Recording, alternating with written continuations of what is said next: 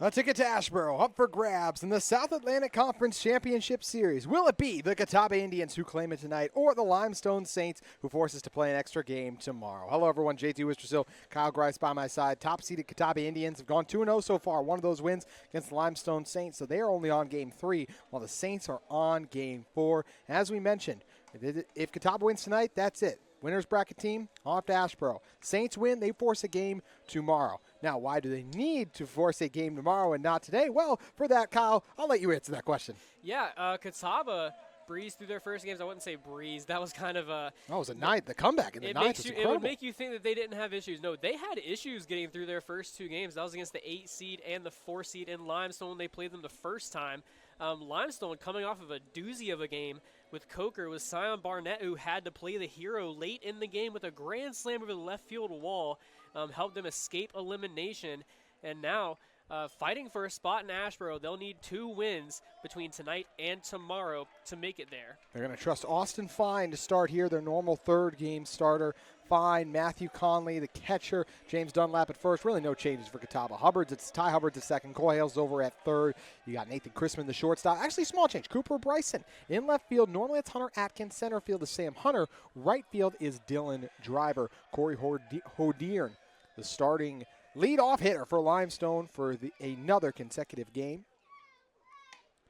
Ethan Bonocore, Ben Partridge, Zach Greenberg batting cleanup, Sion Barnett, Tyler Huseman, Adam Fawcett, the DH, followed by Peter Adams and Winston Park. Rounding out the bats for the Saints. Saints just gritted out a win against Coker. Could be a base hit here. It will be ripped right up the gut. Hordeen off to a hot start. Yeah, and you were talking about Catawba not making many changes outside of Cooper Bryson out in left field. I mean, no changes really in this Limestone lineup, and for good reason. I mean, Hodiern has been good all year and just leads off with a good single. Ethan Boncourt batting here. The Saints were able to survive a thriller against the Cobras in which their future was very much in doubt, Kyle. Yeah, Limestone really competing for all the marbles. They were able to end Coker's season after Coker essentially ended Newberry's trip to Salisbury. Yep, the 8-seeded Wolves downed earlier in the day by the Cobras, and then Limestone took out Coker, the 5th seed, so that only 1 and 4 remain. LR, the Norine Bears, bested Carson Newman earlier, and they already punched their ticket, so they await the winner of this potential 2-game series. 2 very different types of pods. Between here and Hickory, out in Hickory, they were on track. No real... weather did delay them a little bit, but didn't throw games onto different days like we have seen here. Here we've had a lot of pitchers duels and a lot of low scoring. And in that championship game, LR won 12-3. Chopped here. Fine thought about trying to force the double play, but settles in just to retire Boncourt at first.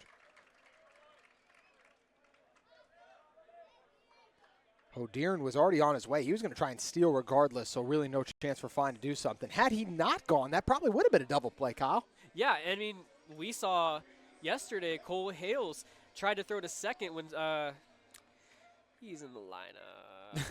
Winston Park, yep. He took off, and we tried to make it a fielder's choice, tried to roll a double play, and got nothing on it.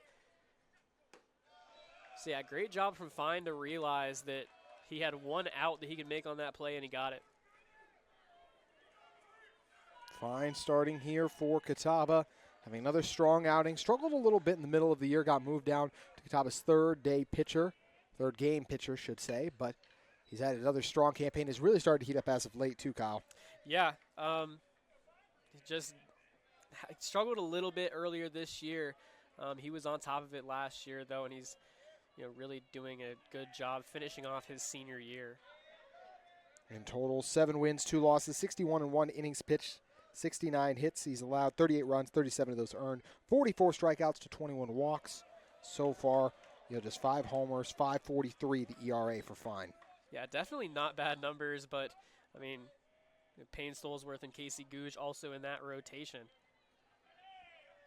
Hayden Simerson closed out the win against Limestone yesterday early. Our other 2 games we played earlier, those were supposed to be played yesterday. We're supposed to have 3 yesterday. The weather delay forces us to pick this one up at 6 p.m. It was supposed to be played at 11, and the goal was to have both games today, so if necessary. So like we said, Catawba wins here, that's it. If Limestone wins, back here noon tomorrow. And you go back to the last game we had Coker pulled that out, this game would be played tomorrow. Yes. So we would. Rule, you can't play 3 games in a day. Right. So that way Coker would not have been able to play against Catawba here. We would have had to play 1 to 2 tomorrow at noon. 3-1 the count. Fine, finds it. Strike 2, full count loading up. Long time off for Catawba, over 24 hours. How do you think they'll feel or respond about that? Well, and you think also, too, had Coker won that game, they would be playing tomorrow, so Catawba would have had a full day off. Chopped up, fine again, closes in on one. Basically serves as a bunt as yet again Hodiern pushed over, this time by Partridge. Yeah, 24 hours off. Luckily for them, they didn't have to worry about the weather snafu we had yesterday. It was not their game. It was after their game. They're just like, okay, when we get to the end of this tournament, who are we going to face? What situation are they going to be in? And for Catawba today, it's really just staying within themselves and doing what they do best. Limestone improved to 27-25 overall after the most recent win. 17-13 in conference action. That one slipped away from Conley, able to track it down quickly. 12-14 overall. 13-10 on the road. 2-1 at neutral sites now. Gritty win against Coker that we just saw. Saints started hot, scored 2 runs early. Coker responded with 1 run over the course of the first and second. Would even take a lead in the bottom of the 5th, but they scored 5 runs in the top of the 7th. And Sion Barnett, who's on deck, had the grand slam to really the highlight of the last game. We've talked about it lately. I mean, ever since Catawba stopped playing, the offenses have been a lot more vocal. We saw it this morning. We saw it the last game, especially with Barnett's grand slam. Greenberg was able to drive in a run the last game, too. Swings low, deflected it slightly, 1-2 the count. Fine, trying to leave a Saint stranded on base early. The game between these two the other night, it was a very slow game. Neither team, we only had 2 hits combined going into the 6th. Then Limestone scored the 2 runs to take a lead, and that was when Catawba was able to bounce back and score a run in the 7th to pull within 1, and then the 4 runs in the top of the 9th to help them get that hard-fought victory. And that win is so big because, as we mentioned, Game 4 for Limestone, Game 3 for Catawba. Catawba's just got to win this one. That's it. Yeah. It's a big advantage to win those first 2 games. Especially pitching-wise, Kyle. Yeah. Austin Fine, he's making his 13th start of the year. That puts him on par with Stolzworth and Gouge. Obviously, still the same rotation they've been going with all year. Hales, the third team, all defensive selection and first-team selection. A surefire third baseman able to execute the play that time, and Greenberg grounding out to third will leave 1 stranded on base. So, as we turn it the opposite way, who does Catawba got coming up to bat? Well, familiar faces. Dylan Driver will lead them off. James Dunlap will bat second. Batting third will be Sam Hunter. Then batting fourth is going to be cleanup Cole Hales. Cooper Bryson does appear, though. He pops in as the fifth man in the order. He will be followed by Nathan Chrisman. Then Sean Shelley, the DH, with Matthew Conley following him, and Ty Hubbard rounding out the order. As for the Saints, Zach Greenberg still the catcher. Ben Partridge over on first. Sion Barnett is over at second. Tyler Huseman at third. Peter Adams is your shortstop. Ethan Boncourt in left field. Winston Park in center field. Corey Hodiern is over in right field after being stranded on base. And Cale Wagner loading up today, Kyle. Yeah, we talk about having 2 wins and just having 3 games, how that makes such a big difference. Cale Wagner just making his 2nd start of the year, 10th appearance. He's got a 2-1 record, a good ERA, 3.86, 16 1/3 innings. Because Catawba now just in the 3rd out of 3 guys in their rotation at Austin Fine. Limestone has already gone through their rotation. The 6'2" right-handed pitcher, 225, a grad from San Antonio, Texas. He has never gone more than 5 innings on the year, and he only did that once. His last couple outings against Wingate allowed 3 hits, walk, 2 strikeouts. UVA Wise went 1 inning, strikeout there. Mentioned the Henry outing, 5 innings, allowed 4 hits, 1 run, which was earned a walk and a strikeout. So not someone used to seeing as much time, and we already see at least one body chilling out up in the bullpen for the Saints. Could be that type of game. They have to kind of piece things together, and as we mentioned too, for having to piece things together, if they're able to pull through today, it makes it just that much even tougher in Game 5. Yeah, Limestone's already used their top 2 arms in Colt Wilkins and Kemper Nix, a pair of all South Atlantic Conference selections. I mean, they did amazing work in the first 2 games, and then the last game, Jake Contino passed the baton to Evan Sefker, and they had to kind of piece that together with the bullpen. Colt Wilkins on Friday night didn't really need that. He went the distance and did a great job against Coker. Didn't just do a great job. He did an outstanding job. A no-hitter. It was absolutely tremendous to see someone go the distance, no-hitter on the Cobras. Then the second game, Nix did a really good job too, and Nix actually eventually gave up the 1 run. They swapped him out after that, and we saw late Limestone just unable to hold on. So here's Dylan Driver here, the 39-12, 4th-ranked Catawba Indians in the country, top-ranked team in the Southeast region, and the 1 seed in our conference just clinched the outright regular season title. 25-5, they have won 9 games in a row, 21-4 at home, 18-7 on the road. Impressive numbers. Yeah, no short of the superlatives for this team, and just chasing another trip to the World Series and Cary.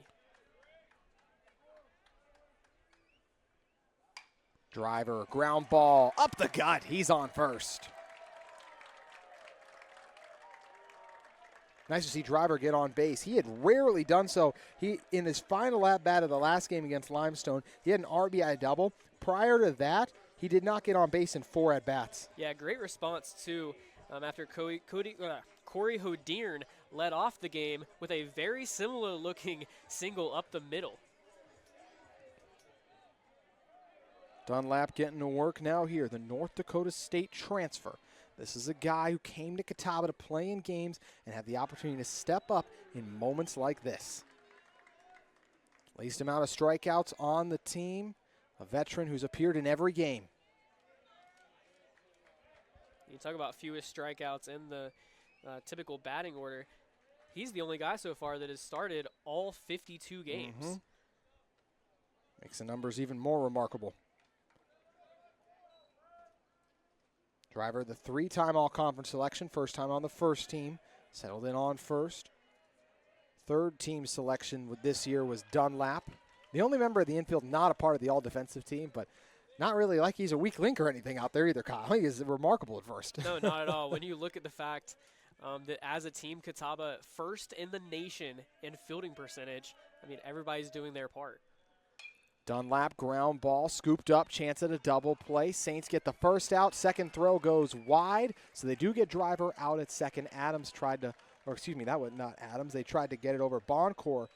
Huseman tried to get it over to Barnett in time, and Barnett couldn't get it over to Partridge in time. Yeah, great job by Huseman to field the ground ball cleanly. Good throw to second, just couldn't get it done to get the second out there. So Dunlap safe on the fielder's choice. And now we have someone else who's capable of producing big plays for Catawba. Sam Hunter has been pretty consistent overall. A couple good games on the weekend already. Yeah, I don't want to spoil it for you, but he's been very good at getting bunts down 4 hits. Looking for a powerful hit here. This one will drift into foul territory in left field. Yeah, see if that changes Huseman at third base, how he's playing. You could see that he was playing a little bit even, maybe in front of third base, just trying to prevent Hunter from being able to beat out a bunt. Asked Coach Gant what it would take for his team to make it to Asheboro. Told him he just wants to see them play their game, not worry about what other teams are doing. Focus on us, and the rest will take care of itself.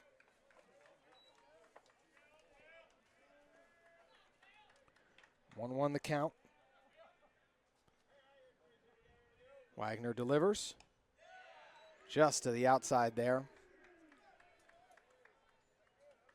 Do you think a situation like we've seen, does it favor the Saints staying hot, rolling right into the next game? Does it favor a well-rested Catawba team? It's been off over 24 hours. I mean, you could say that the Saints are coming off of a very, very high feeling and taking just a break lasting about 45 minutes that can kind of mess up your focus. And this is a tougher opponent. This is the 4th-ranked team in the nation, the top seed in the tournament, and you're going to have to beat them twice now. So I think on paper it does favor Catawba.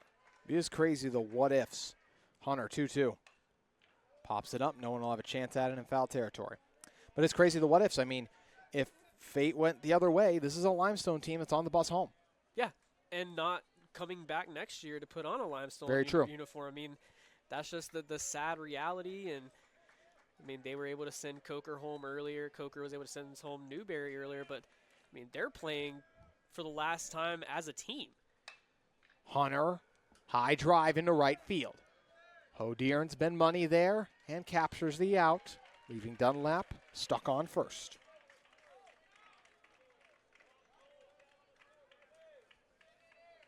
As you said, Kyle, everyone's seen the news. Saints going to be closing their doors after this season, so the members of this team will be looking for new homes after the year, but this is a group that is connected. They want to take this as far as it will go. Not currently listed in the region rankings too, Kyle, so that means it's going to take them going the distance more than likely to have an opportunity to make it to regionals. Yeah, you know that they feel like they have a lot to prove. They definitely feel like they do. Cole Hales now up to bat here for Catawba. Hales having a humongous season, and Dunlap's only on first, but Hales does lead the team in RBI, so if you get a hold of one, best batting average too. Yeah, 395, just an incredible year by the grad student. It's interesting, too, the mental effects for Catawba.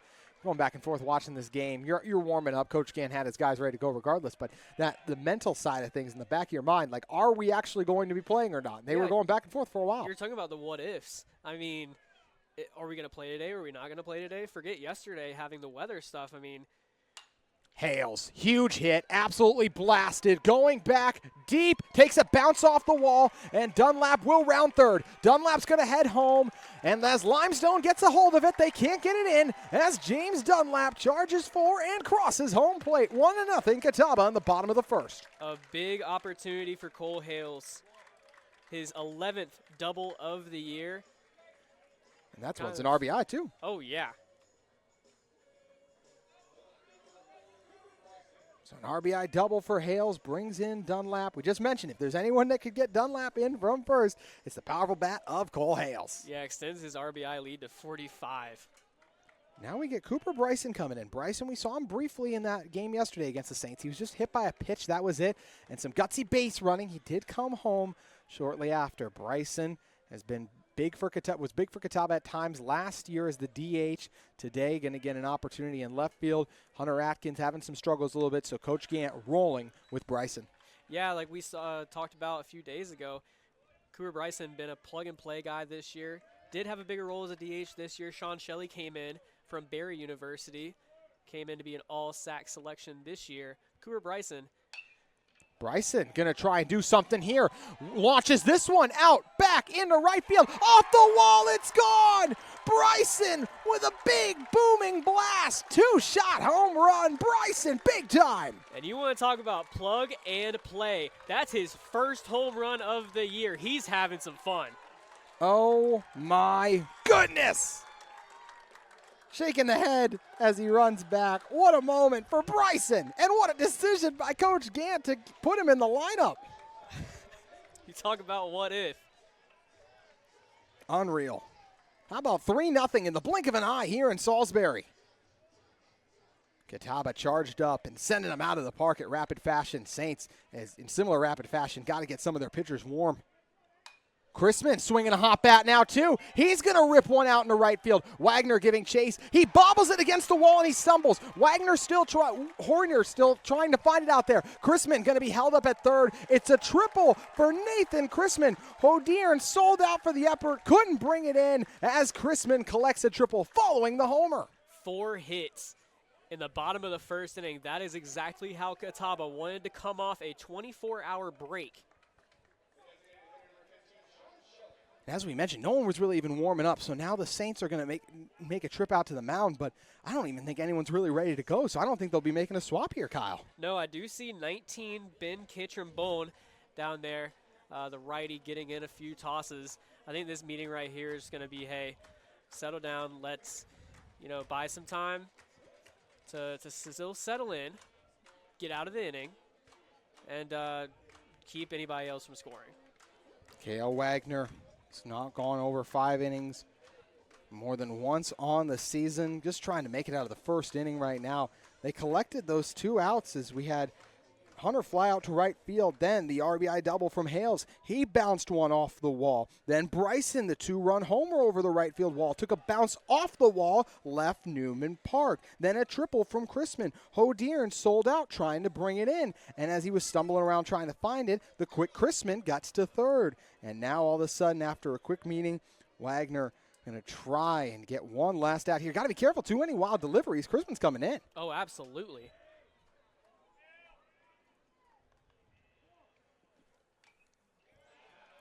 Sean Shelley, the DH, we talked about you earlier, has been the DH over a guy like Bryson this year, and he's brought some power to the plate for Catawba. Yeah, second on the team behind only Hales with a 368 batting average. He's brought in 27 runs, just the type of guy you need in the lineup.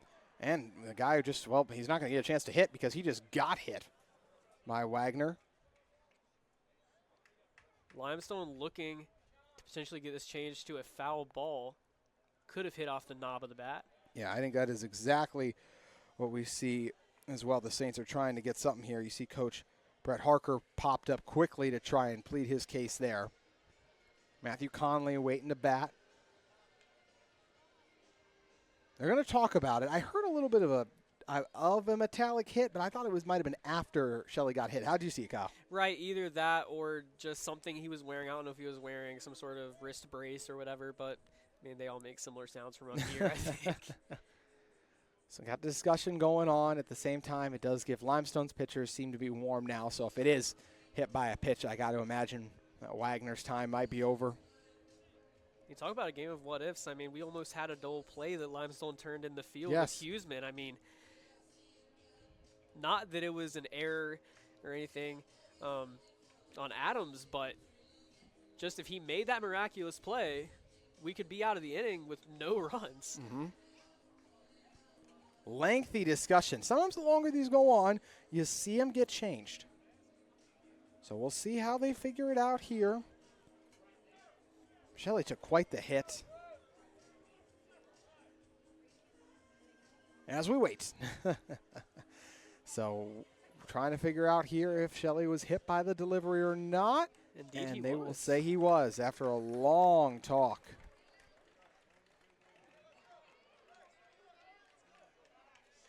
Saints without some of their top pitchers, and it looks like we are more than likely going to see a change for Limestone, and they will make the call officially. So Kale Wagner's day is done. Couldn't get out of the inning. We'll see who the Saints turn to next when we come back. Catawba thriving, up 3-0 early.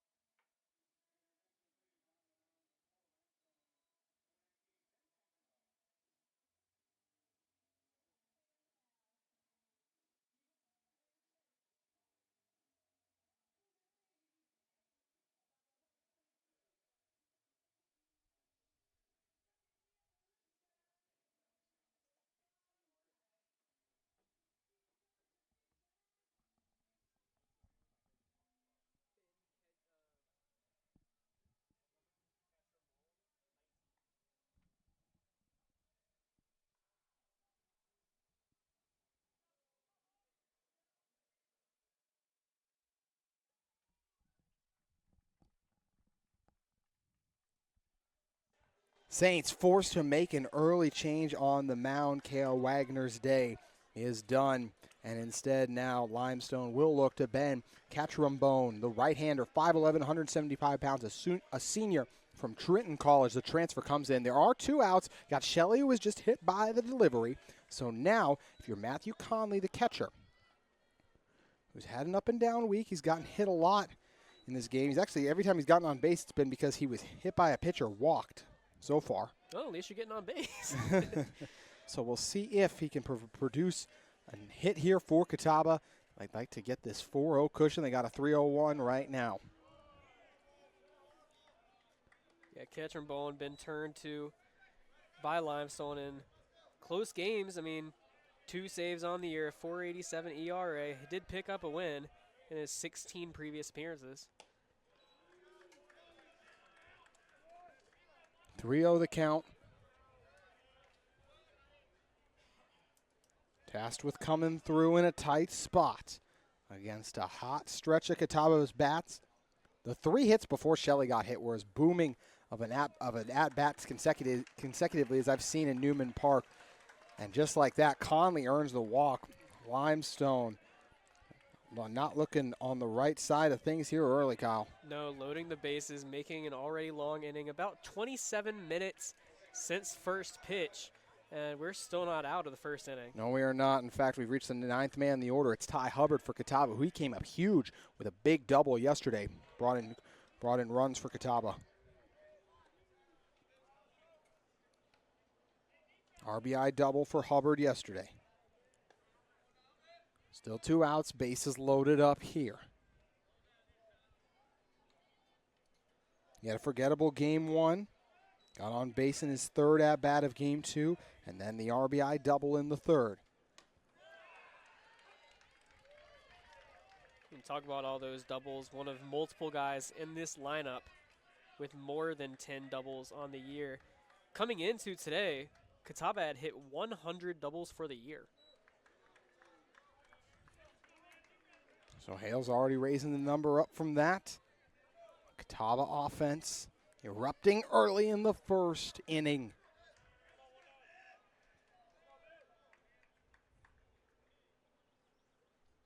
Hubbard pops it up. Look like the Saints think they got a chance to get it, but they will not.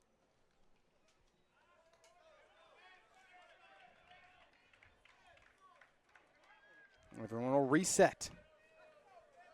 As Hubbard trying to help his team take an even larger lead. Limestone only scored 2 runs their first go-around against Catawba when they faced off against Googe, Simerson, Sharp. Now they got to reckon with Fine and a Catawba offense. Feeling it. Hubbard tried to pull back, doesn't matter. Struck out anyway. So Catawba left 3 stranded on base, but they brought in 3 runs. They lead it 3-0 as we send it to the 2nd. Catawba on top early.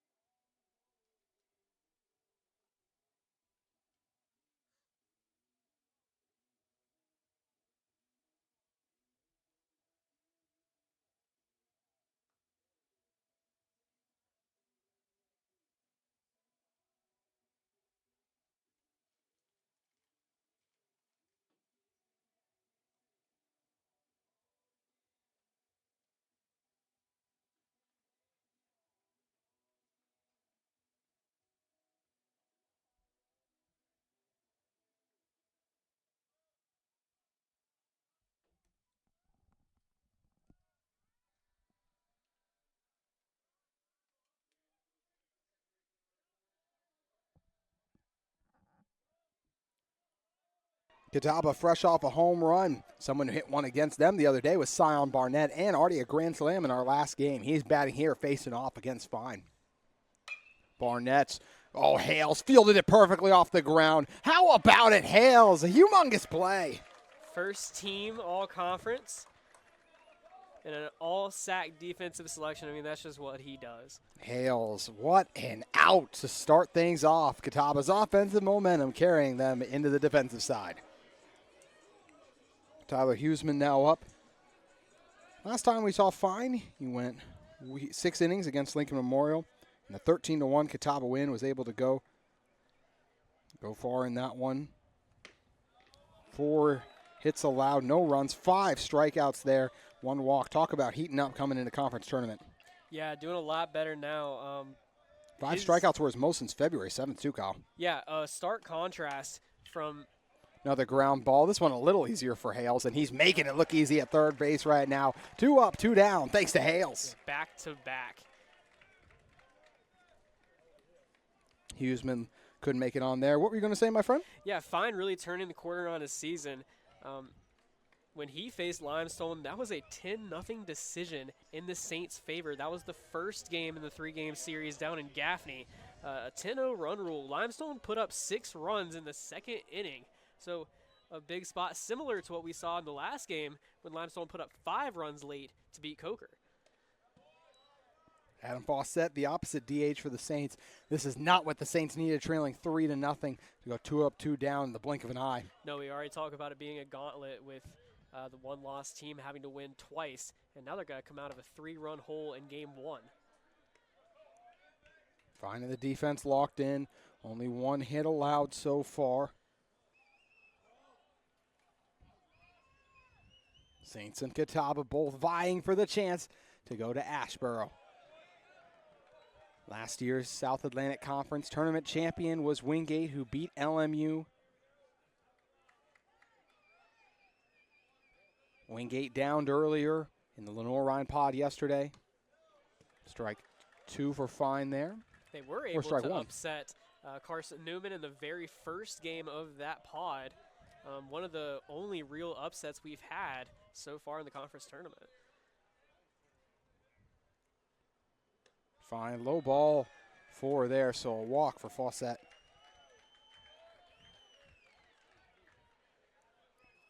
Fourth-ranked Saints and Catawba facing off to see who will play 2-seeded Lenore-Rhine. The Bears hosting the other SAC pod and punching their ticket earlier today as they bested Carson Newman. Yeah, and Catawba, a team that didn't play Lenore-Rhine in a 3-game series so far this year, but did just see them this past week. Fouled off here. Peter Adams is huge for Limestone in their first game that they faced off and got a gritty win against Coker. Brought in a run and scored. The second run was brought in. He's made some great plays at shortstop. His team needs him to step up here. High ball 2 from Fine. Asked Coach Gant about what makes Austin Fine special. Talked about just a competitor. His fastball, slider. Last year, team 2, he really feels like he's added the slider too. He knows how to use other pitches just better overall, and feels like he's really started to heat up. And as you mentioned, Kyle, stats support that. Yeah, bouncing back from what was kind of a shaky start, got him put onto the Sundays or the 3rd game of a 3-game rotation, and he's just really feeling himself right now. I'll try for the pickoff over to first. Good job diving back by Fawcett.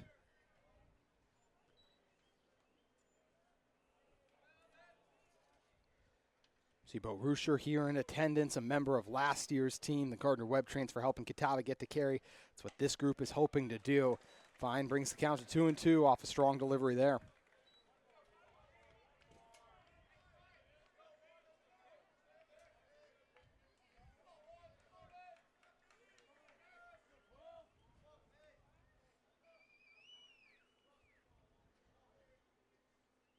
Adams. Low into the inside, full count, Fine in danger of walking. Consecutive batters here. Yeah, but Adams certainly ready to swing. Had to check up a little bit, but he's ready. In the last game, failed to get on base. Fine low ball. So 2 Saints on. Winston Park now up. Then we'll have the top of the order.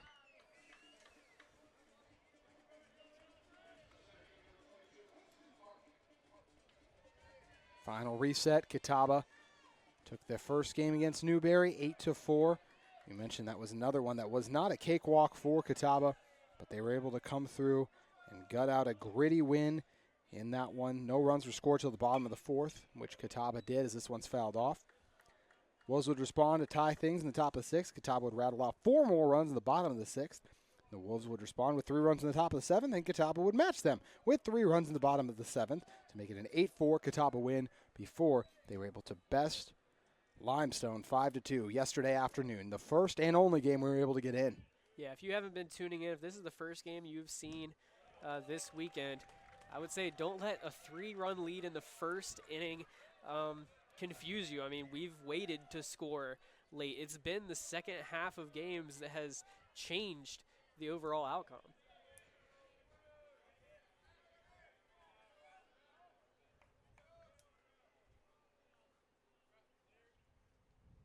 Park rips this one, and it's going to take a bounce before it reaches Hunter in center field. Saints are going to bring in a run, and it will score. Fawcett comes in. Park, 9th man in the order with the RBI single.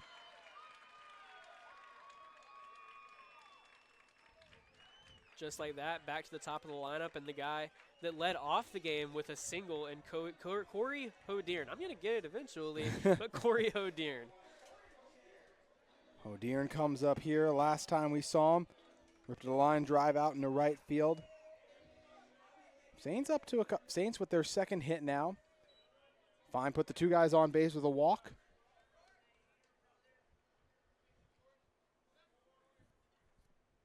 Staring down Adams at third. They're going to go for the out at second. That's always a little bit risky, but this is the arms Catawba's got. You know they'd be able to get it home in time. Yeah, Connolly, not a member of the all-conference or all-SAC defense team, but not a guy that you would necessarily look at to run on. But great job there from Park to get into second. So Park at second, Adams over at third. Tying run now in scoring position in this 3-1 top of the second. Up high, and this one will drop in center field, and they're going to send in Park as well, and Catawba won't try to rush it in. How about 2 RBIs for Hodearn after Catawba led 3-0? The Saints shock Catawba and come back to tie us up.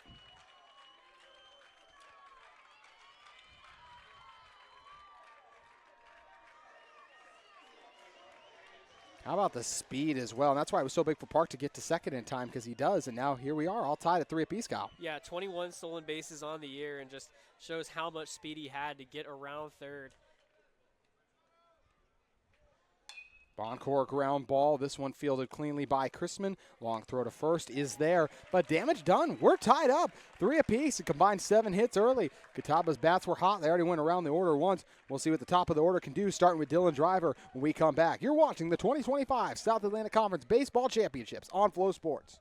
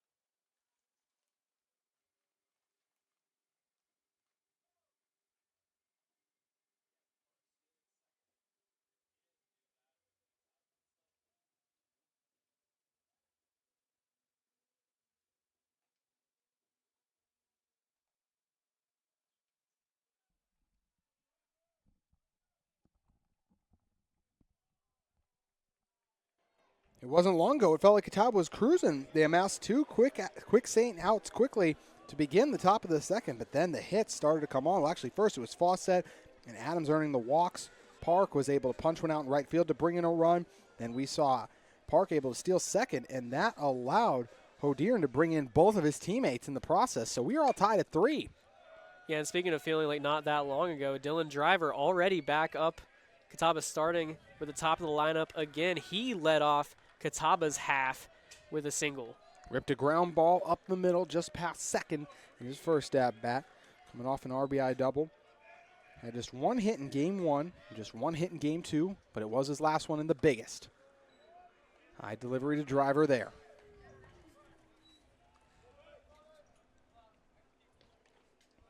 First team right fielder. All defensive selection too. Leads the team in hits and homers entering this weekend's action. Driver swings low, bites on it. And frustrated after strike 2, 1-2 the count. Yeah, Ben Ketchum-Bone on the mound. Didn't start this game. Had to come in and kind of pick up the pieces in the bottom of the first, and he's starting to settle in pretty well.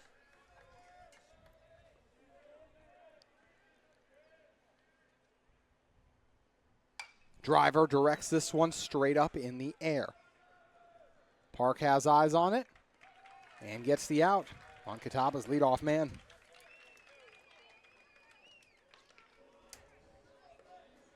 That'll bring up James Dunlap, who got on base, but his ground ball was scooped up by third baseman Huseman, and it allowed himself to get on base, but Driver was retired. Yeah, almost had a double play there, but would have taken kind of a very good play. Huseman had to backhand it first of all, and then turning it even tougher. Dunlap pops this one up. Saints trying to get it, and they will capture the out on Dunlap. Nice work monitoring first that time by Partridge. So just like that, only a few pitches it's taking for Limestone to get 2 outs against the top, what we would consider one of the most powerful parts of the Catawba lineup. This is the part where we saw Limestone go on a run. Now we'll see if Catawba can do the same. And speaking of run, that's what this guy at the plate can do, Sam Hunter. Yes, he can. Program record in a single season with several stolen bases. Facing off against Ben Ketchum-Bone, went 0-2 innings against UVA Wise in his most recent outing. He has not gone more than an inning in action since he went 3 against Newberry back on March 1st. Full inning against Emmanuel, went 1 inning, struck out twice, and got a hit. And was hit. So bases clear in a tie game.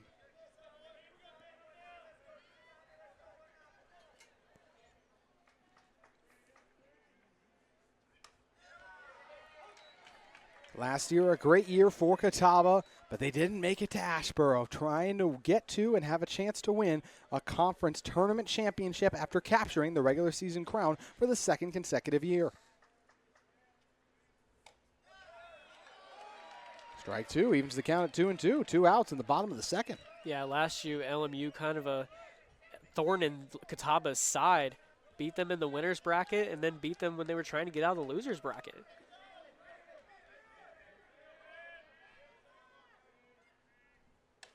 High ball delivery will set up full count here.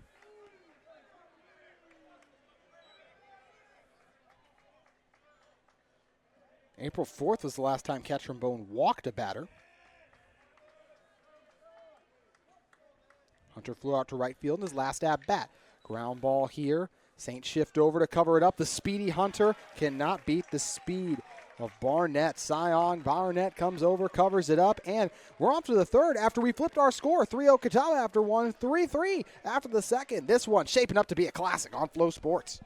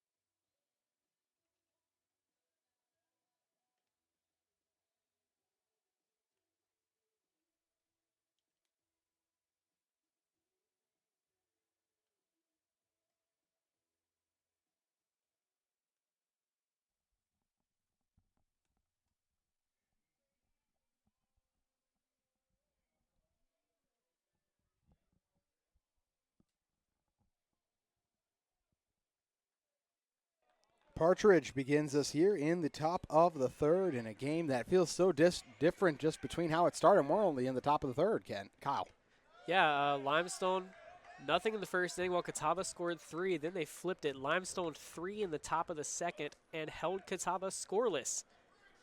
Partridge, Greenberg, and Barnett all up to bat.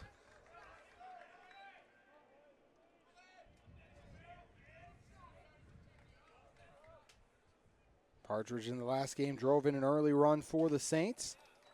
Swings and gets nothing there. 1-2 the count. After that was pretty quiet. Hit by a pitch, though, and did squeeze a ground ball in. Retired after putting the ball in play a couple of times as well. He'll drive this one back deep, going, watching, against the wall, having to jump up for it was Bryson, and that is going to be a double as the bats stay absolutely booming for the Saints. Partridge letting it rip. Yeah, Partridge coming in with 8 doubles, add 1 to that. 9 doubles on the year. Came in also with a triple and 3 home runs. He's got power. Zach Greenberg now up here. Grounded out in his first at bat to leave 1 on base. There's 6 guys in the lineup batting 300 and higher. Really hard to find a weak spot in this Saint lineup. Catawba already has a man warming up. Should Fine struggles continue. Ground ball here, Fine able to track it down, trying to low throw on the move. Dunlap, what a grab to scoop that out of the dirt on the bounce. Yeah, what a play, field and throw and scoop. I mean, every bit of that play was just remarkable. Great job by Dunlap there for the first out, but amidst the chaos, that allows the Saints to already shift over what would be the game-leading run over to third. Yeah, Greenberg not able to reach base safely, but he did his job. He moved the runner to third, and now he's just 90 feet away from the plate. Partridge there, and the bat's been hot, and we got a guy in Barnett who's coming off hitting a grand slam in the last game. Also had a home run against Googe the other day.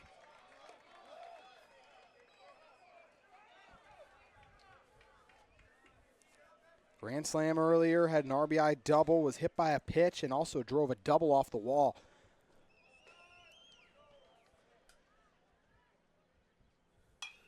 This one's popped straight up. Hales looks like he has a chance at it.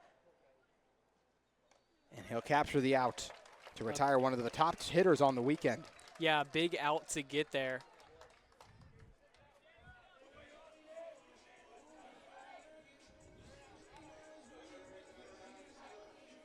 Tyler Huseman now batting here.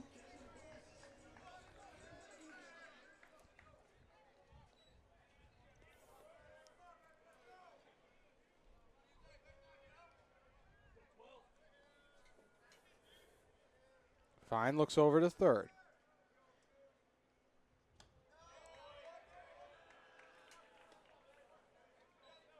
Low delivery to Huseman, who already grounded out once.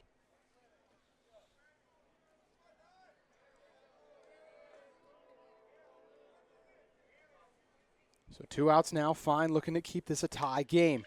Ground ball. Hales has it. Oh, it was fouled off actually instead. Wait, no, is it good? Oh, it's good. He just kind of stopped. I think just shaken up after the contact. Huseman, I think wanting it to be a foul ball, he's just hurt. He's able to hobble off as for now, but either way, that ball put in play, so that does it for the top of the third. This one's still tied. Catawba will try to break the knot when we come back.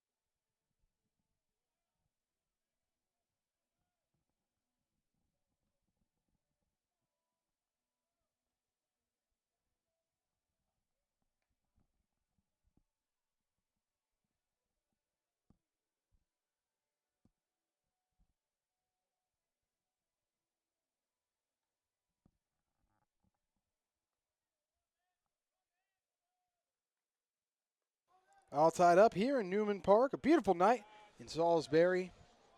Sun shining, a little bit of shade though, not too hot out. Cole Hales is coming up to bat here for Catawba.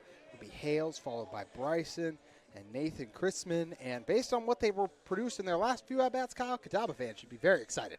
Yeah, don't let that goose egg fool you. I mean, they were swinging a hot bat in the first inning. Hales wastes no time. He absolutely smashed this one. It's going back. It'll take a bounce off the wall. It was misplayed by Hordine in right field. Hales is going to round second. He's heading over to third. And as Hales dives head first on third, the second triple for Catawba today. And the third of his career. Wow, third of his career. Impressive from Hales. An RBI double already once and says, I can do a little bit more as he absolutely rips one there. This is looking like game 5, or excuse me, I think we're on game 6 now. Game 6 of our tournament, where you see some of the bats as well start to pick up as some of the pitching lets down, and we know that Fine is capable of getting back up to that level. But when you got a guy like Catron-Bone here, he's not used to hitting. He's not used to long stretches like this. Already, this is out of character for him. Hence why Limestone's already got a guy going. No, you talk about starters kind of getting out of their rhythm with, long stretches of offense. I mean, now you got relievers. You're having to get them to go for a while because you're not in your normal rotation. This is game 4 of the weekend for Limestone.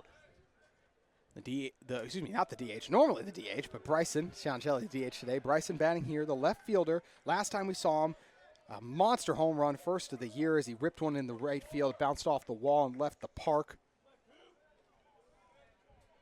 Yeah, took that ball for a ride. His first home run of the year. Started the year as a starter.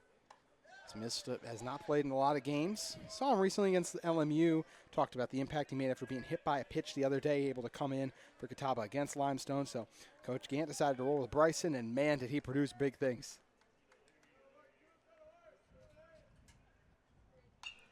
Bryson fouls this one back. You can tell Catawba, Limestone too, everyone is eager to make a play today. The bats are hot, the bats are crisp on a Sunday night in Salisbury. Yeah, when you think about we're on game 3 of the day and everybody just letting all their energy out right now.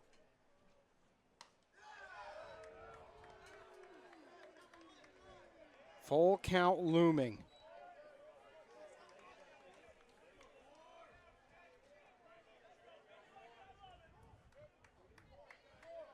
Ben Catron-Bone trying not to let in the leading run, which is Hales on third. Low delivery. Bryson earns the walk. Speaking of hot bats, Nathan Chrisman had the game's first triple, connecting one off the wall of Graham Family Field. Yeah, he swung a hot bat in the tournament opener as well when the Catawba played Newberry.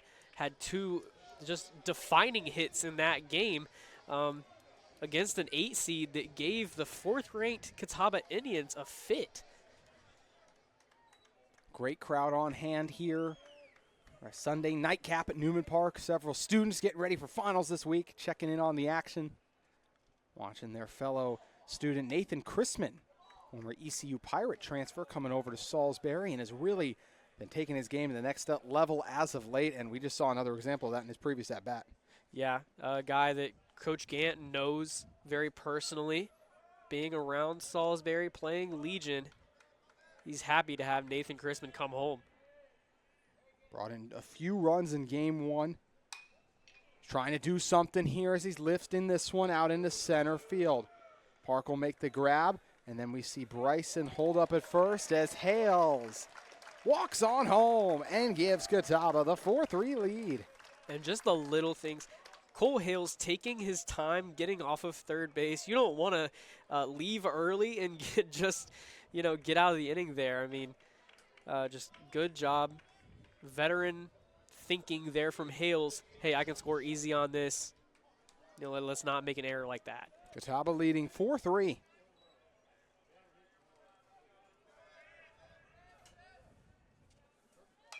Shelley fouls this one back. See if any fans give it a good effort. Oh, it actually left Newman Park. But there is a kid running after it with a glove. There you go. You were talking about that earlier. Wanted to see more people with gloves at ballparks again. Yep, and we are up to 2 for the day in the past few seconds. Shelley was hit by a pitch in his last at-bat, eager to swing it here. Catcher and Bone, look at the heat, dialing it up a little bit.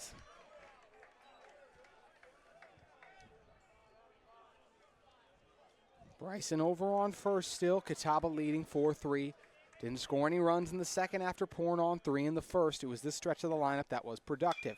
Shelley's ground ball is going to break through. Bryson will round second, but be held up there. 2 on for Catawba, just a lone out. Yeah, for a ball to the left side, looks like Bryson really wanted to try to get to third, but no need in taking unnecessary gambles. Matthew Conley comes up. He walked in his last at-bat. Catawba nearly through the order yet again. And you talk about walking in his last at-bat. You said before that, before he got base there, he had only reached via getting hit. Big swing from Conley there. Yeah, but that's the case for tonight. Shelley had an up-and-down tournament. He started the day with 2 strikeouts on Friday, then brought in 2 monster runs for Catawba late against Newberry. He did have an RBI double in yesterday's action as well, too. So been productive. He's gone 2 for 2 in each of the games. Shelley will swing and get nothing here. The second team DH will reset after quickly falling to 0-2 in the count.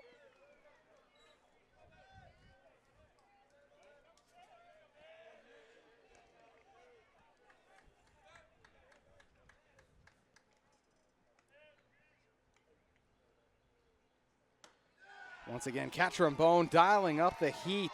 Conley shocked as he just struck out looking. Yeah, catcher and Bone really bringing the heat. Now bring up Ty Hubbard. Speaking of strikeouts, first one that catcher and Bone had was against Hubbard. And Hubbard struck out. He left 3 on base for Catawba back in the first. Yeah, don't want to make that mistake again. Luckily this time does still have a lead. Hubbard, line drive, will take a bounce into left field. Hales will head home. Shelley's on his way to third, where the throw will head towards RBI double for Hubbard. His second game with an RBI double in a row. That's a big-time game offensively. I mean, if you look at the scoreboard, it's 5-3. 8 runs combined and 11 hits in the first 3 innings. And this lets you know how Catawba's doing, too. Dylan Driver batting for a 3rd time already in just the 3rd inning. Catawba now leading 5-3. He started this inning, I believe. Is that right? He did not, actually. He was part of a stretch where it was Driver, Dunlap, and Hunter all retired in the bottom of the second. And then we started the second inning. Yes, and then we saw Hales get to work. Oh, you know what? You're right. So what I said wouldn't be factual then. So he has not batted. Well, no, he has batted all 3. There you go. You're tripping me up. we've done a lot of games. Still, 3 times at the plate, and we're not out of the 3rd inning. Yeah. It's crazy. He's doing a great job here. We'll see what Driver can do here. Senior fouls it off, playing in one of his final few games at Newman Park. Catawba, top-ranked team in the Southeast region, expected to host regionals and maybe even super regionals if they can take care of business too. So a bright future ahead for the Catawba Indians. But still, Driver, only so many games left inside this ballpark. Yeah, on paper, just the number of games dwindling, but they want it to be the start of a journey. Driver fouls it off. It's going to head back towards us. See if any fans make a grab. Oh, someone kind of tried to barehand it, but then kind of chickened out at the last second. I respect it, though. I don't blame him. Like you said, more gloves. That's what we need. Yes, more gloves. 0-2 the count. Driver. Catcher and Bone has managed to stay in the game. 2 runners in scoring position. Catawba left 2 on in the bottom of the first, or this one could be even more in Catawba's favor. They only lead by 2 now. Driver pops this one straight up. And Saints yet again won't have a chance at it. Actually, maybe they will. And that out was captured. Driver in disbelief as a great effort by the all-defensive team selection. Zach Greenberg will leave a few on for Catawba. And the Saints now send us to the top of the 4th, trailing by 2.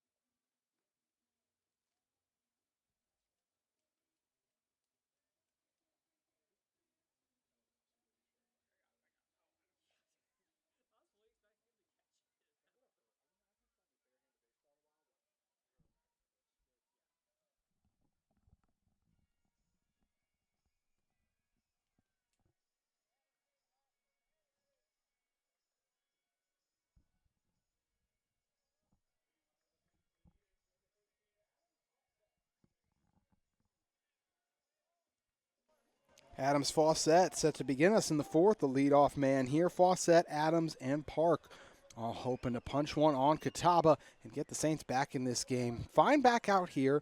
Catawba's starters have done well. Fine already allowed 4 hits, though. 3 runs came aboard. Catawba had other pitchers warming up, but Fine able to finish out the third. He'll try to do so again in the fourth. Yeah, Fine getting a lot more run support than any pitcher has gotten so far this week in Catawba, putting up 5 runs already. This one driven back high to the left. Bryson's got an eye on it. Stops just short of the dirt in left field as Fawcett, who walked last time, flies out. Bring up Peter Adams here, who also walked in his last at-bat. This was the stretch right here. Catawba got 2 quick outs in the top of the second, and then it was Fawcett, Adams, who both walked. Park got a hold of one. He drove in 1 run, and then Hordeern, the leadoff hitter, he drove in 2 more for the Saints. Yeah, if you remember, it was Adams and Park that had the first 2 runs that came across, allowing the Saints to eventually tie this one up. I take that back. It was the second and third, but it was Park's stolen base when they had runners on the corners that allowed Limestone to tie the game on the ensuing hit.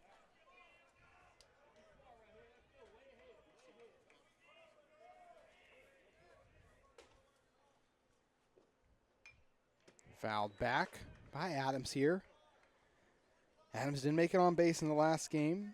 Game 2 made it on once, was 1 for 3, flew out to right field and center field a few times. We mentioned the big line drive in his first game, and then drove in a run and drove in shortly after driving in a run in that game 1. Adams has made several strong plays at shortstop, competed at the level of a first team all shortstop defensive selection, although Nathan Crispin not giving up that spot with the way he's looked either. No, Catawba not relinquishing a lot to anybody else. This one's chopped here. Hales has got to make a play on the move, and he does so again. Cole Hales gets another one.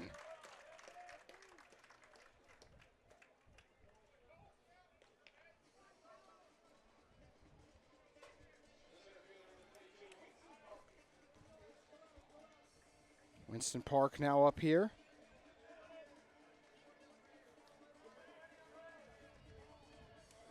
Park was the one who drove in the run. As you mentioned, Kyle, then he stole second to put himself in position for Hordeern to bring it in. This is where Fine and Catawba things got out of hand back in that top of the second when they allowed the 3 runs. It was with 2 outs.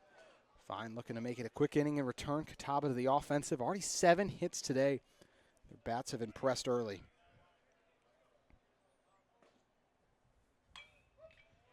Fouled off here. Yeah, and it turned out Austin Fine needed Catawba's bats to be hot as Limestone really jumped at the opportunity in the top of the second to put up 3 after Catawba put up 3.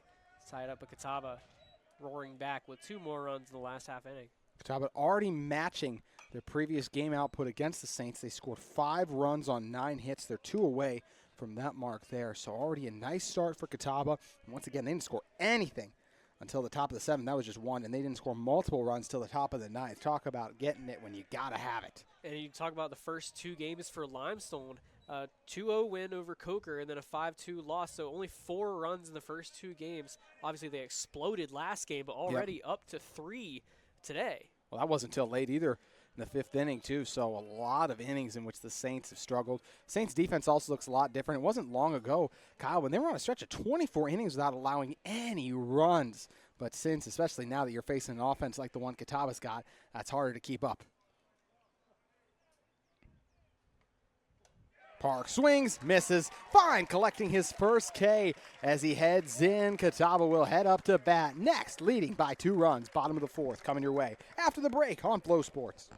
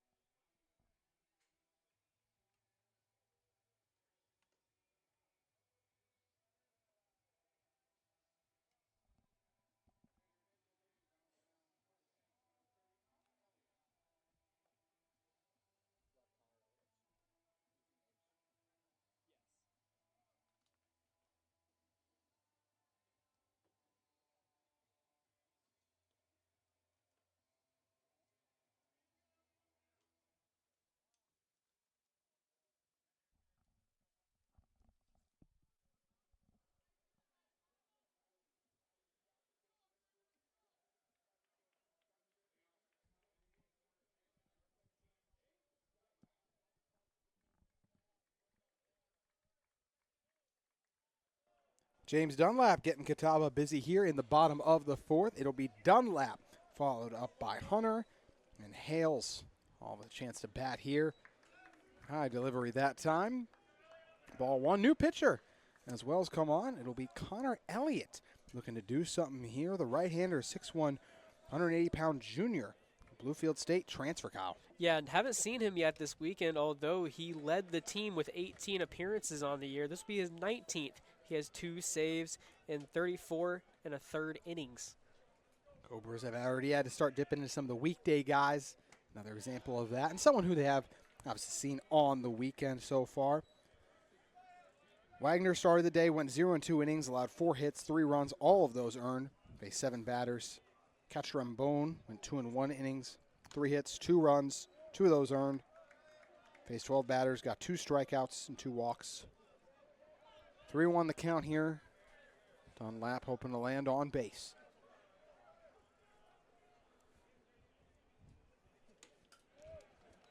Dunlap with the walk. Catawba's left a few guys on base. They've left 5 guys on base already, even though they do lead 5-3, Kyle. Yeah, but that's just a testament to how many guys they're getting on base, how well this offense is running so far. Here comes Sam Hunter. Hunter grounded out to second, but before that flew out to right field. Him and Dunlap were previously the only guys that really haven't produced an on-base opportunity. Dunlap now on base. Hunter trying to be the 9th Catawba Indian to reach here. Pitching-wise, I'm interested to see how Limestone treats this. I mean, Connor Elliott, 34 innings across 18 appearances. That's averaging less than 2 innings as a stint. So how many guys are they going to try to roll out against Catawba?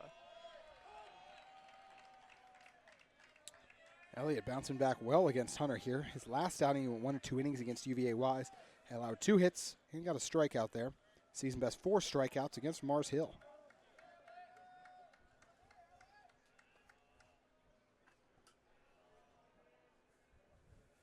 Hunter swings, gets nothing.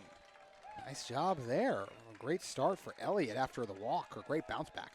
Yeah, 22nd strikeout of the year in just about 35 innings. Not too shabby.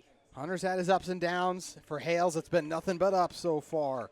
The veteran has been impressive. Best batting average, RBIs, we already mentioned them, or we could just tell you about what he's done today already. RBI double, and he drilled an off-the-wall triple in his last at-bat.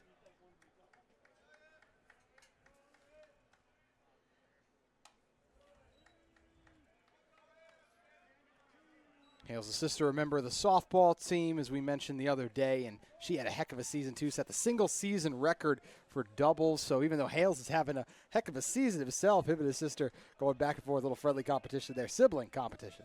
Yeah, she was the recipient of Catawba's Lomax Award for the best career for a Catawba female athlete. So just brother and sister having amazing careers for the Catawba Indians. Yeah, Cole got the men's baseball team MVP, or excuse me, the baseball team MVP award for Catawba.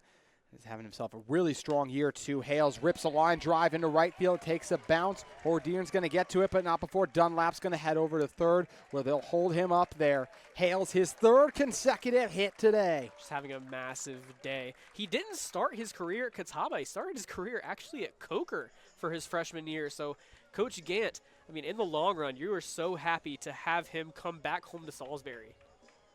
Another guy who's happy that Catawba's happy. He's coming back up to home plate is Cooper Bryson. Good day for Bryson. Walked. Already a 2-run homer.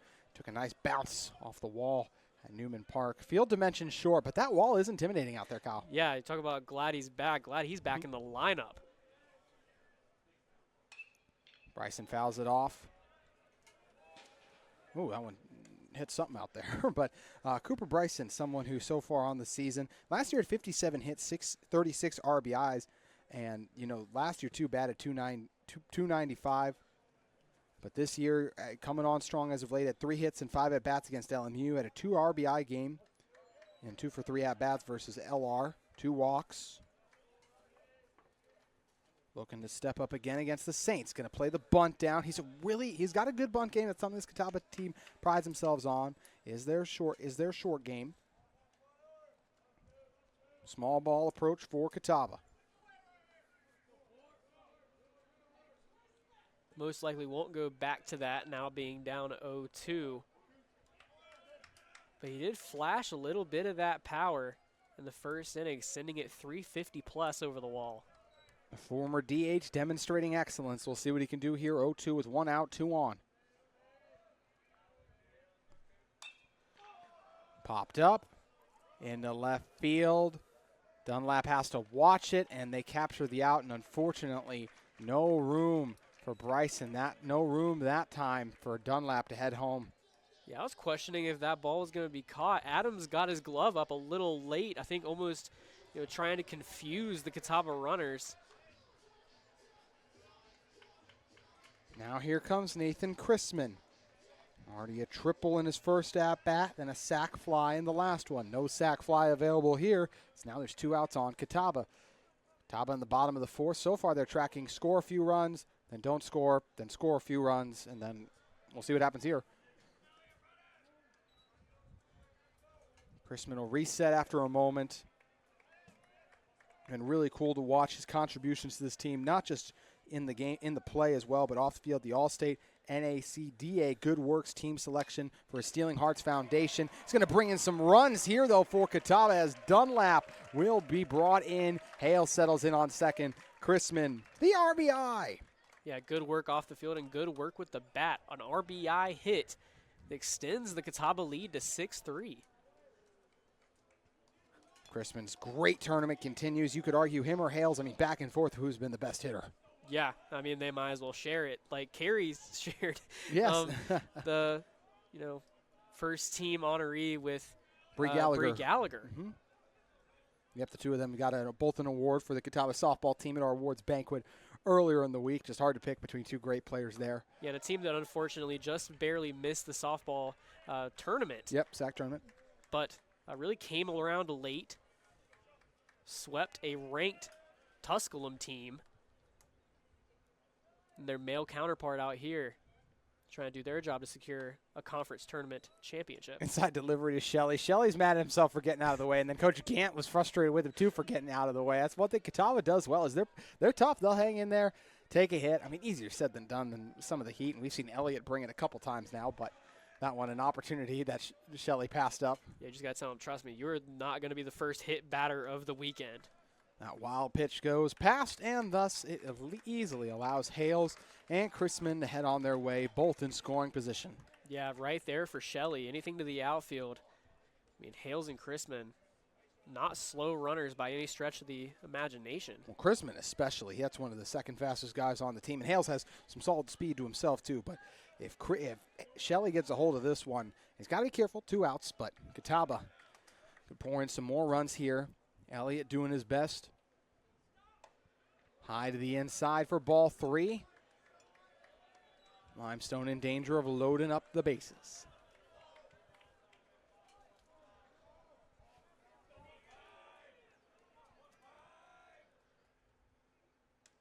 Low ball, it gets past, and coming home is Hales. He dives, and he didn't get there in time, but he stepped over. What are they going to call? Oh, he's out. They do call him out. We see Hales tried to gamble on it there to get home in time, and then Greenberg looked like Hales fell short on his slide, and then Greenberg able to reach over and get the out. A chaotic sequence concludes with Catawba scoring no runs there from bases loaded to them back in the field. Next.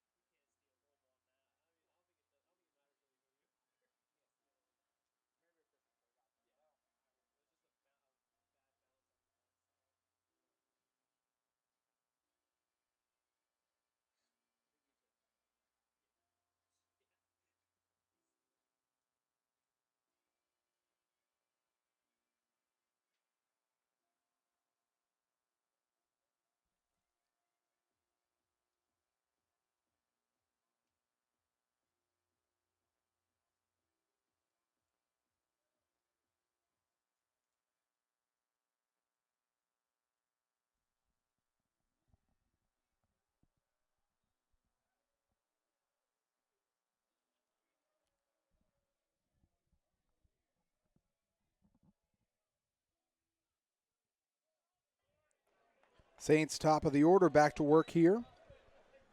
Park struck out in his last at bat. So now for the third time, Limestone revving up here. Catawba has just two batters away from already finishing through the third go-around, and hence it's one of the reasons we have a 6-3 differential here going into what is now the top of the fifth. Yeah, score-wise, we're kind of just in the same position we were in the top of the second. Fouled off here.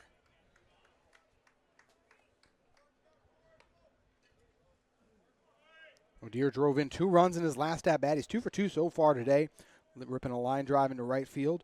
And those 2 runs he brought in were big as they make up 2 of the 3 runs Saints have scored.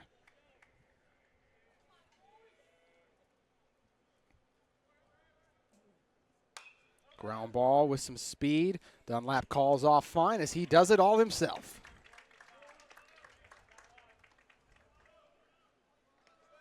Big for Catawba to get the leadoff man retired for the first time today. Yeah, O'Dearn really led off the game with a opening single. That was pretty much just copied by Dylan Driver in the bottom half. Unfortunately for O'Dearn, his hit didn't really lead to anything until the second inning.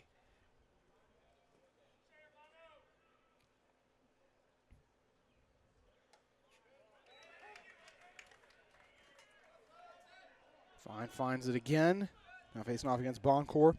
Grounded out to Austin Fine and then grounded out to short as well. This Catawba team that's just simply put, they are tough to score on. They had 5 spots on the all-defensive team. Remarkable stuff from Jim Gant and his squad with Chrisman, Hales, Hubbard, and Stallsworth, as well as Driver, all listed. Yeah, we talked about Newberry giving the 1-seed Catawba a fit. They had 2 of the 9 guys on the all-defensive team, and Cade Faircloth and Wilson Wages out in the outfield. 2 guys that were really getting the job done at the plate as well.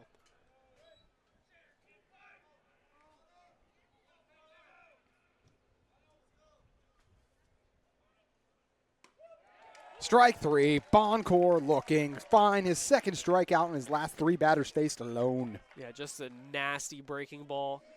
Boncourt did not want that at all until it landed in the catcher's mitt. Like, oh, that's a strike.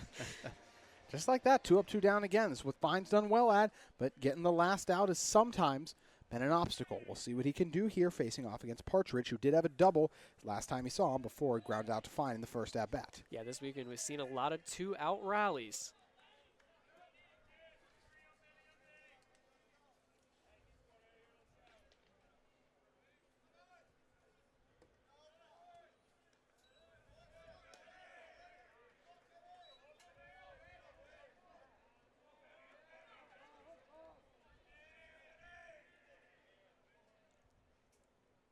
Partridge ripped this one. Chrisman leaped up, couldn't bring it in. A big-time blast on that line drive from Partridge puts him on first. Yeah, great job by Partridge to pass up the previous pitch. Another breaking ball in the ground. Settles for that fastball and sends it back where it came from.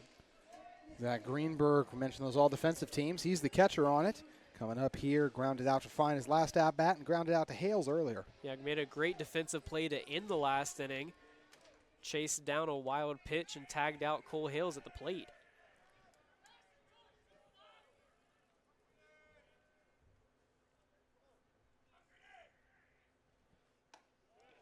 All right, delivery from Fine there. Saints and Catawba battling it out, trying to see who's off to Asheboro Friday and Saturday for a chance to capture a South Atlantic Conference Tournament Championship. Bears bested UVA-wise Wingate and then Carson Newman in order to propel themselves to the title game. Catawba trying to do the same, winning tonight. Limestone would need a win today and tomorrow in order to do so. Since Catawba has not lost yet, that's why they are afforded the 2 opportunities, the spoils they get from already toppling the Saints once. Yeah, time and time again, we've been talking about a 2-0 start just puts you on a pedestal. You can stay in your normal weekend rotation, and as we've seen already, the Saints on Game 4 having to piece something together defensively.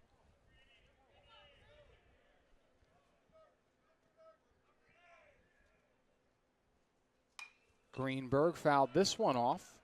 So quickly, the count goes to 0-2.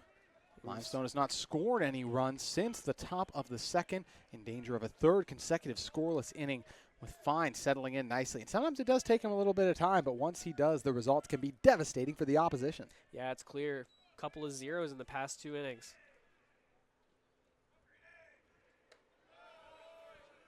High delivery from Fine there for ball one.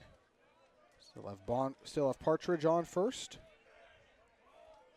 Greenberg in the first game he played in. This is his first time seeing Catawba. He walked against Coker, squeezed a ground ball through, also a strong line drive, and then struck out. Fouls another back here.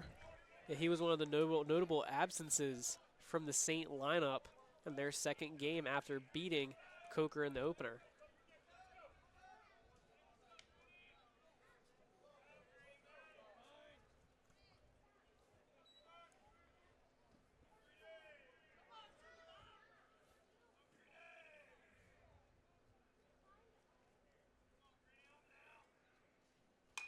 This one launched, and it'll take a bounce into left field, and yet again, 2 on for the Saints. A hard-fought at-bat by Greenberg earns him a spot on first. Yeah, good piece of 2-strike hitting there. 2-strike, 2-out hitting. Not trying to do too much, and does just enough. Limestone has 2 guys on. And Sion Barnett, who we've already seen a couple of booming blasts today. We mentioned the grand slam in the last game. Also rocked one off the wall. Has a home run against Catawba earlier, too. And you would think he wants to mimic that again. One swing of the bat, and we could be all tied up. Barnett's ground ball. Hales has it, and the force out on first is there, so he'll tap on the bag himself. And Barnett forces to head back to the dugout after leaving 2 on base. The 6-3 lead intact. Bottom of the 5th. After the break, you're watching Catawba versus the Saints on Flo Sports.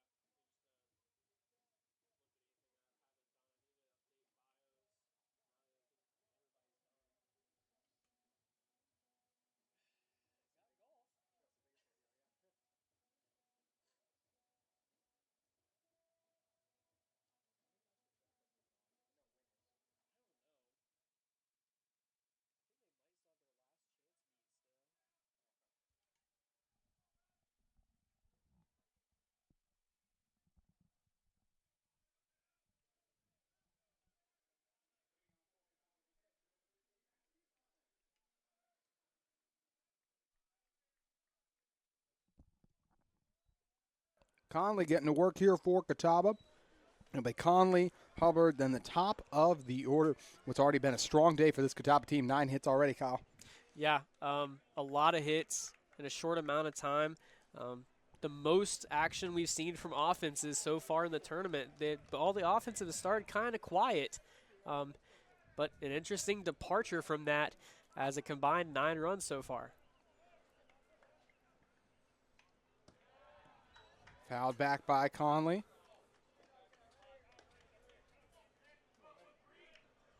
One, two, the count.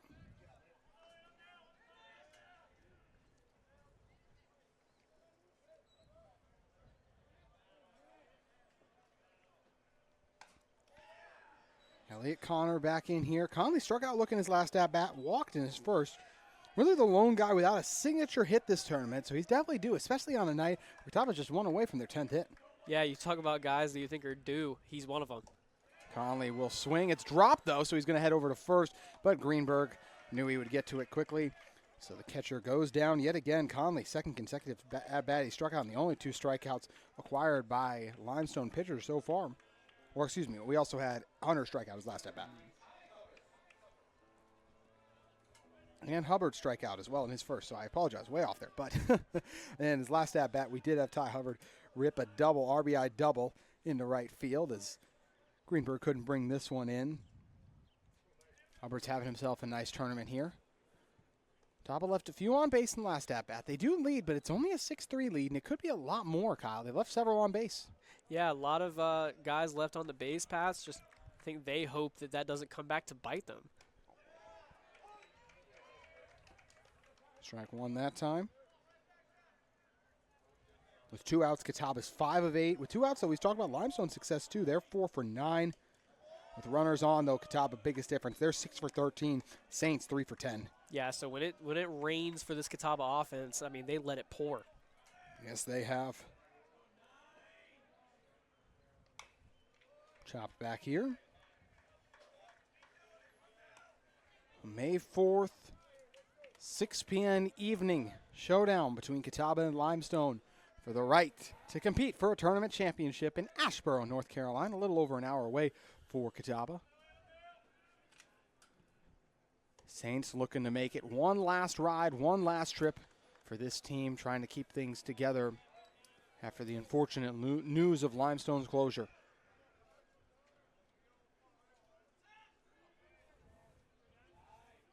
Hubbard chops this one here, and it's played well. We've seen a number of nice plays made by Partridge on first, including that one.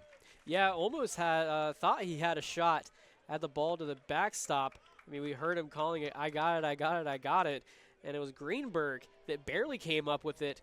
You know, we've seen so many good defensive performances this weekend. Dylan Driver back up again for the 4th time now. We are on the 5th, so we haven't seen him in every inning. But still, I mean, this many times already. It's on pace for at least like 7 at-bats now, Kyle. Yeah, I mean, good thing he likes to hit. We know he does, too. Got on base in his first at-bat, then fouled out and then flew out to center. 2 outs here. He's got to be careful. Elliott's setting in nicely, but so is Driver as he's going to drive this one into left field. Takes a roll before it hits the wall, and Driver with a double.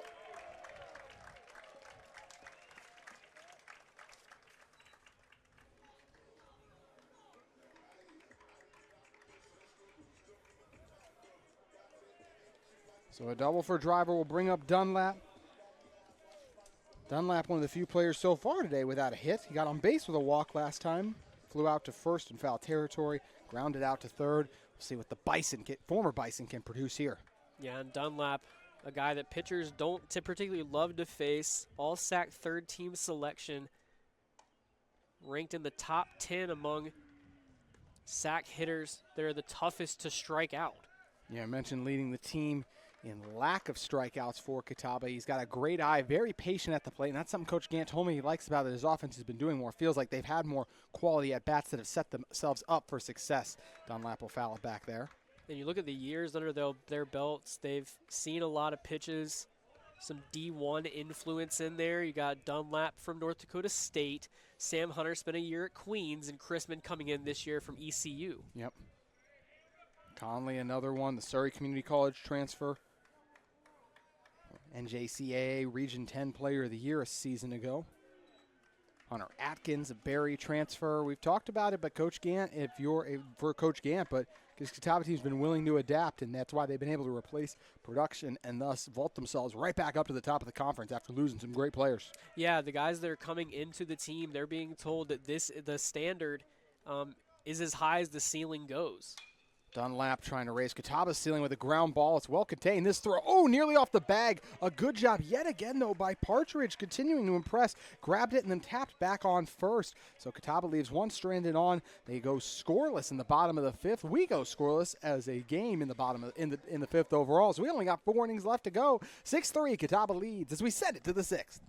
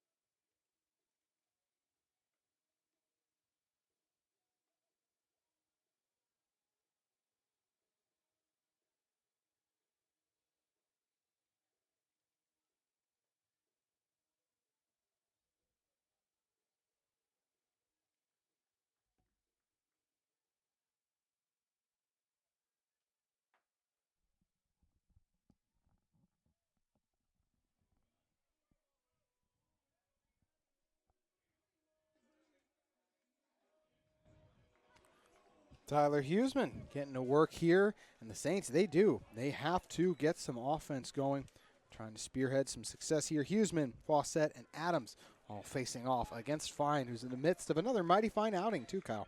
Yeah, looking really good. Put up 3 straight scoreless innings. Rebounded very well after Limestone tied it up with 3 runs in the second.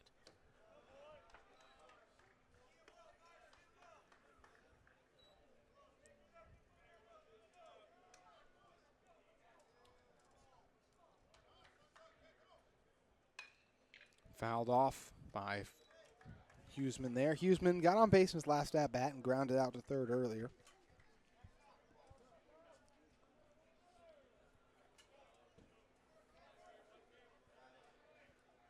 Fine, a first-team all-conference selection a year ago. Not on it this year, but it was definitely worthy of consideration. Still another outstanding campaign, high delivery, and figures to be a huge part of this team's postseason success for the second straight year. As he asked to swap out a ball.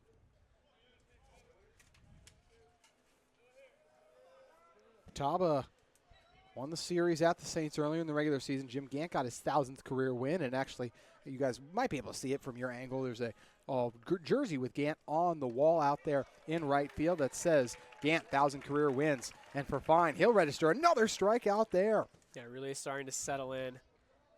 I mean, he could be in here for the long haul. Yeah, that will be the goal. Huseman falls there. That's the 3rd strikeout Fine has amassed today. For his career, that puts him at 184. He's had over 40 in all of his years, and this year alone, that puts him at 47, tracking for a 3rd straight year over 50. He had 83 last year, Kyle. It's just an impressive career he has had, and he's putting the finishing touches on it right now. Adams Fawcett now here, a low delivery from Fine there. Fawcett in the last game. It's hit by a pitch. Gone on base once, grounded out a couple times, and walked. Fawcett's ground ball scooped up cleanly by Hubbard. Catawba's defense doing what they do best. Yeah, making it look easy and going 1-2. Peter Adams back up, walked, and then grounded out to third so far today. Yet again, we reached this 2-out margin, though. Last inning, Saints got 2 on base, able to get out of it, but stressing out Catawba a bit. Yeah, we talked about 2 outs not necessarily being the last chance a team will have. They take full advantage of being on their last out.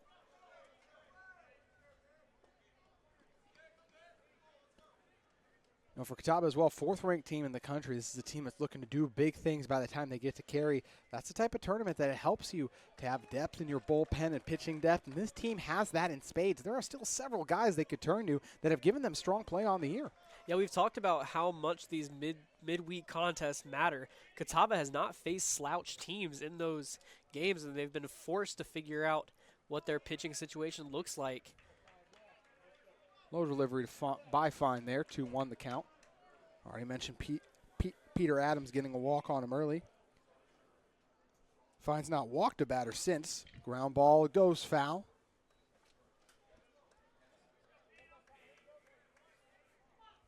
Beautiful Sunday evening in Salisbury. Great crowd on hand. And it should be a great crowd as well for Catawba if this team goes to Asheboro next week. Got to imagine the support would be strong. Yeah, they're more than willing, I think, to make that 1-hour trip. We saw a lot of them make the trip down to Florida to start the year.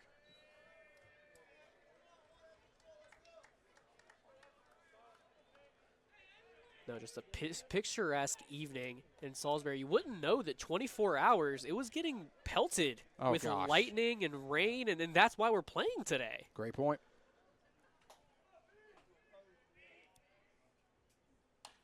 Chopped. Fine. Takes his time and tosses it over. Retires Adams there as Fine heads in. Catawba fired up and feeling it, leading 6-3, batting in the bottom of the 6th. Next.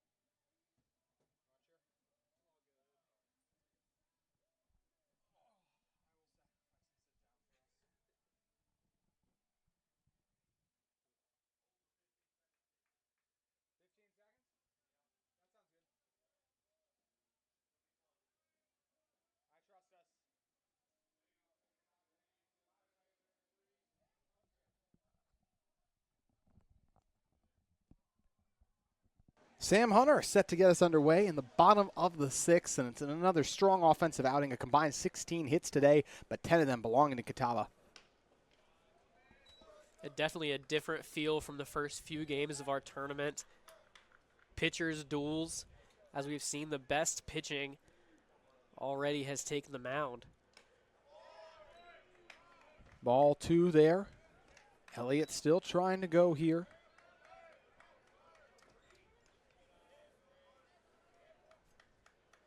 Elliott's second action against Catawba on the season. Did go 1 inning against them. Didn't allow any hits or runs. Did go 0 and 2 innings against them the following day. Allowed 2 hits. We allowed 2 hits, 4 runs, but none of which were earned, surprisingly, and a walk. Hunter earns a quick walk there. We have multiple pitchers warming up for the Cobras. We'll see how long of a leash Elliott has. He's done some good things, including retire some of Catawba's top hitters in the last go-around. Made quick work of the Conleys, Hubbards, and even Dunlap, but not an ideal look there. But definitely endurance here potentially going to be a problem. If he finishes this inning, it would be the 3rd or 4th time he's gone 3 complete innings, and that's been his highest outside of a 4.2 inning performance in the season opener on January 31st. Hales' here epic day, an opportunity to continue it here. RBI double his first at bat, then a triple off the wall, then a well-hit single up the middle.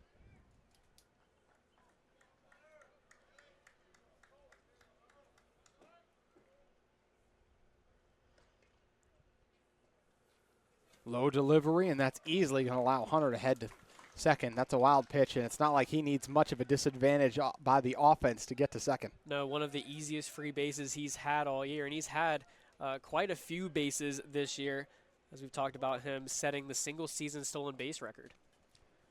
That could just about be it for him, too, as we see Brett Harker making his way over. Saints going to make a swap away from Elliott, who did give him some strong play, but that wild pitch proven to be too much. So coming up next, we'll see who faces off against Hales when we return. You're watching the 2025 South Atlantic Conference Baseball Championship Tournament on Flow Sports.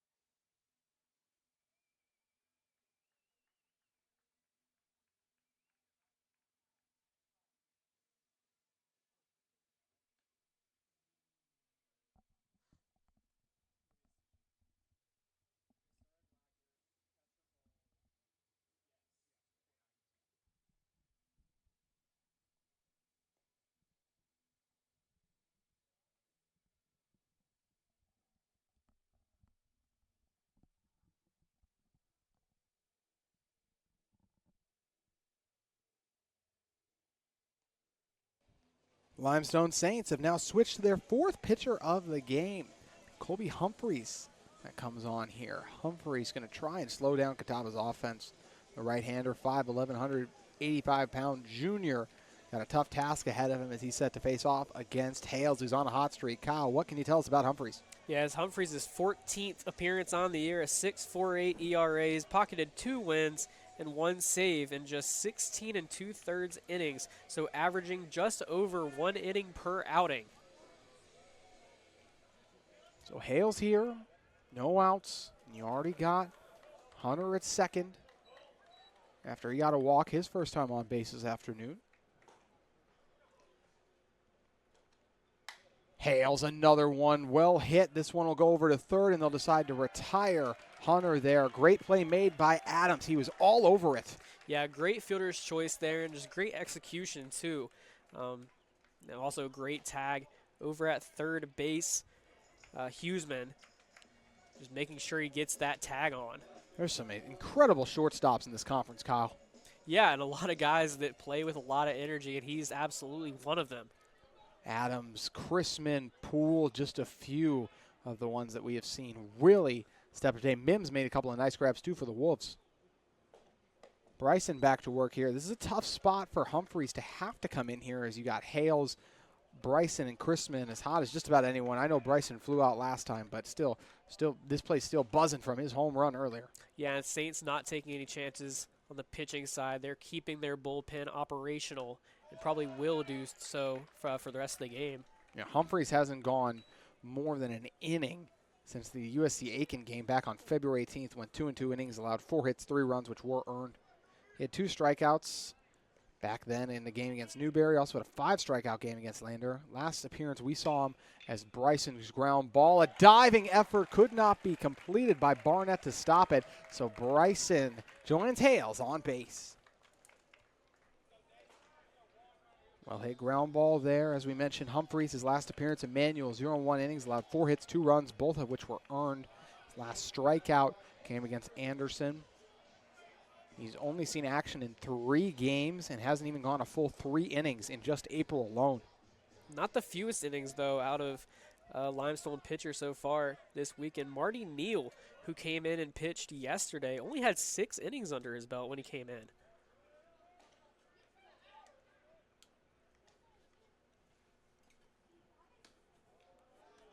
Good patience from Chrisman.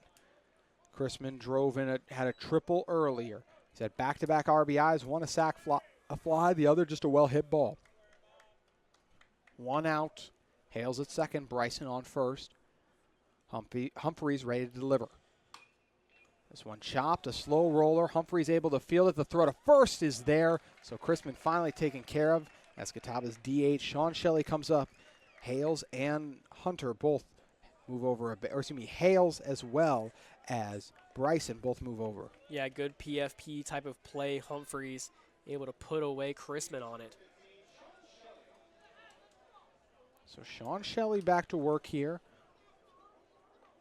Walked in his last at-bat, but as he walked, that was on the delivery that got passed, and then Hales got greedy, tried to head home, and was taken care of. Yeah, and that was the end of the inning. So Shelley got on base, but not able to really see anything after that.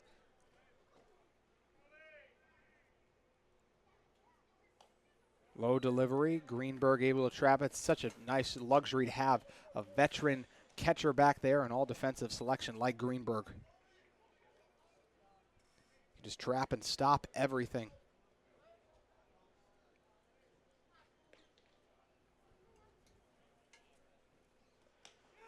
Shelley went low, pulled back wisely.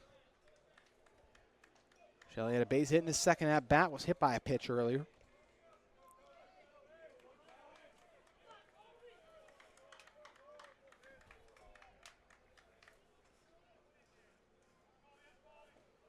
Humphreys. Ooh, just misses the mark that time. Pretty good pitch it looked like, but he's in danger of loading up the bases here. Yeah, and Sean Shelley, not a guy that walks a lot.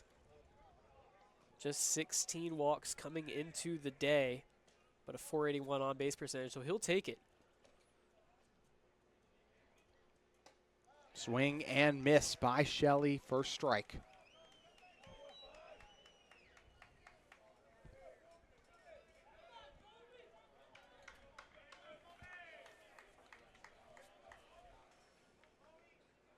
Shelley, the second team DH, chops this one back.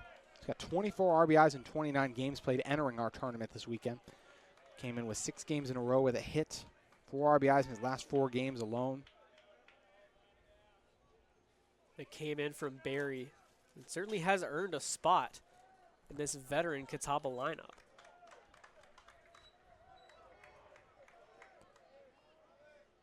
Shelley hoping to do something special here.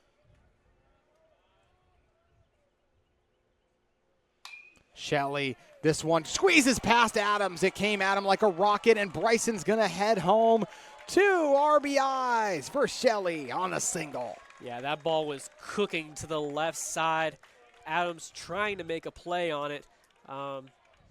Yeah, just tough play to make. Just an even better hit there from Shelley. Yeah, they'll give him an error. Like you mentioned, it's a debatable one for sure. It's a tough play to make, but, man, it came at him hot too. Yeah, you can body that up or you can take it from the side, but if you're going to take it from the side, don't olay it. Make sure you get the ball. But regardless, Catawba got to feel good. RBI single for Shelley.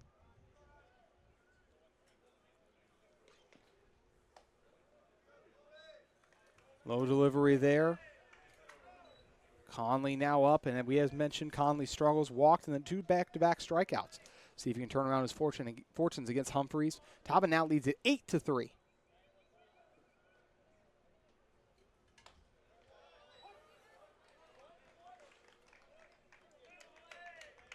Conley, a guy that has kind of struggled at the plate recently, hoping to end his woes.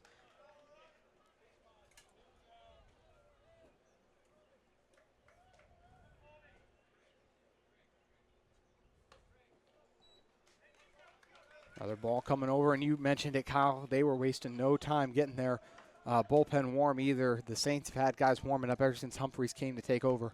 Yeah, Wyatt Stone down there right now, just 8 2/3 innings for him on the year. It was an impressive eye. Like you said, that's far away, so I'm impressed you were able to catch that. Hey, it's a single digit. They only have 3 guys in the bullpen with single digits. We've already seen one of them today, and Evan Sofker. He pitched the last game against Coker. Quick math. Nice work. I tried. 2-2 the count. 1 on, Shelley at first. Conley. Oh, good delivery from Humphreys. That's his 3rd consecutive time Conley struck out. Having trouble figuring things out, but the rest of Catawba's offense is not. They lead it 8-3, out hitting the Saints 11-6. Just 3 innings to play. Catawba with a large lead.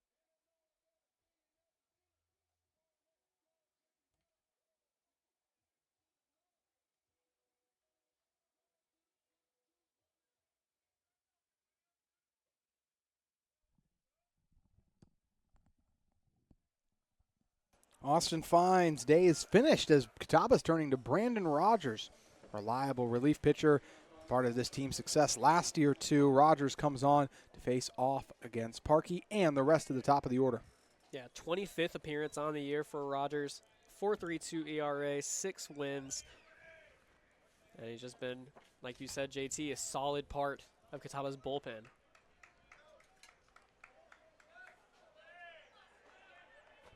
Look at how Catawba got here. They got to an 8-4 win over Newberry earlier in the week.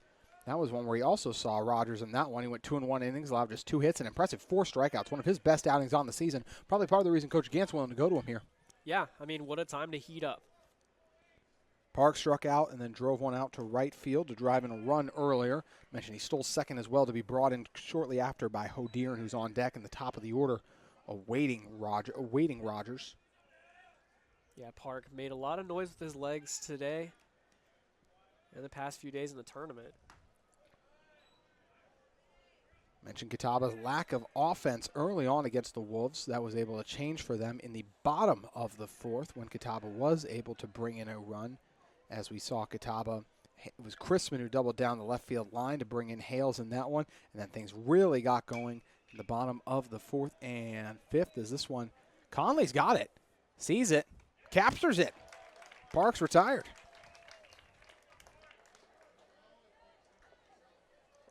Top of the order up here. Limestone down to their final 8 outs now as Catawba captures that last one. Yeah, the clock is ticking. The walls are closing in on the Saints. Playing for more than anybody at this tournament is. They're playing for the last time as a team this season. Catawba's offense would again pick up in that 8-4 win against Newberry when they rattled off 4 runs in the bottom of the 6th there. Big part of the reason Catawba had so much success was big plays by Nathan Chrisman there. We saw Sean Shelley with a couple RBIs in the bottom of the 7th. Hales, Atkins, and Chrisman, all a collection of 3 runs that Catawba brought in the bottom of the 7th to help them separate from the Wolves 8-4 despite being out hit 9-8. Yeah, you see in tonight's game, Catawba been able to put up a crooked number in 4 out of the 6 innings. That's the most consistent offense we've seen in a game, and you see on the other dugout. 3 runs in the 2nd inning, and then the rest zeros for Limestone. Hodier'n has had a solid outing, a couple hits. He grounded out to first in his last at-bat. Before that, drove in 2 runs on a well-hit ball to right field, and a line drive in his first outing. Catawba's offense would yet again get off to a slow start against Limestone, but Limestone actually scored the first runs of the game in the 6th. I mentioned just 4 combined hits entering the 6th in that one as both pitchers were shutting things down. Hale's going to try to shut it down here. That's a tough throw to make, and the speed of Hodier'n pays off, puts him on first. Yeah, Hodier'n, you look at his numbers, 22 stolen bases on the year, packs a lot of speed in the leadoff spot.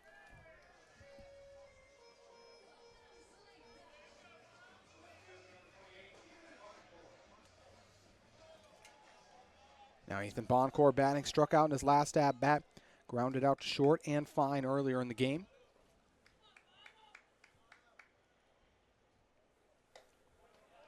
Boncourt commits there for strike 1. Limestone was able to strike first in game 1. Partridge and Barnett homered in 2 of 3 a part of a string of 3 at-bats. 2 of the 3 were home runs. Catawba had to go away from Googe despite a really nice outing from Casey Googe in that one, in which Googe went 5 2 innings, allowed just 4 hits, 2 of those earned, had 2 strikeouts. Yeah, we've seen a lot of offensive waves come and go in this tournament. Limestone looking to find another one and ride it. Shelley doubled to left field to bring in Chrisman, a much-needed run for Catawba. Driver going to keep the Saints offense quiet as Boncourt flies out to right field. But then it was when Catawba had to have it, or else the Saints would have been in the winner's bracket. They were leading 2-1 entering the 9th. Catawba had left runners on in both the 7th and 8th. They were out-hitting Limestone, or being out-hit by Limestone at that point, and then the top of the 9th happened, and Catawba erupted like you see great teams capable of doing. Hubbard doubled to the left field to bring in 2 runs. Then Hubbard on a pass ball, we saw Hubbard advance to third, and Bryson was able to score, and then Driver doubled to right center to bring in Hubbard. That ended up being enough as Catawba separated from the Saints 5-2, put themselves in the winner's bracket, and thus they are just 7 outs away from a trip to Asheboro. Yeah, and this part of the game is definitely the witching hour. We've talked about it all tournament long. We've had wins turn to losses and losses turn into wins in these late moments. Well said. I was going to go right there if you didn't say it, as that one's fouled off by Partridge. I mean, that's the witching hour thing on NFL Red Zone. Yes, it is. I mean, we're entering a weird part of the game that has been so pivotal in multiple games so far this weekend. Well, you mentioned it just being a weird part of the game. We saw that earlier in Limestone's nail-biting victory against Coker. They completely turned things around for their fortune. That one deflects back, fouled off, so 1-2 the count. The Saints, it was in the top of the 7th. They scored those 5 runs, and it was a 5 very much needed runs that allowed Limestone to put themselves in this position here. It was where you first had the RBI that came in from Boncourt, and then after that, we saw the huge hit from Barnett, the grand slam gashing Coker, and even though the Cobras had led 3-2 after Limestone scored 2 early runs, those 5 runs proved to be too much. Coker would score 2 in the bottom of the 9th after a 2-run homer, but the 7-5 win, Limestone would get the final out and seal the huge win. And then you got to remember, that game just happened a couple hours ago. Limestone is coming off of that thrilling game, and they had to be ready to take on the 4th-ranked Catawba Indians. Had to reset, faced off on the brink of elimination, and now yet again find themselves in a similar spot. Full count here, 2 outs, top of the 7th, down to those final 7 outs. Rogers is coming in and picking up right where Fine left off.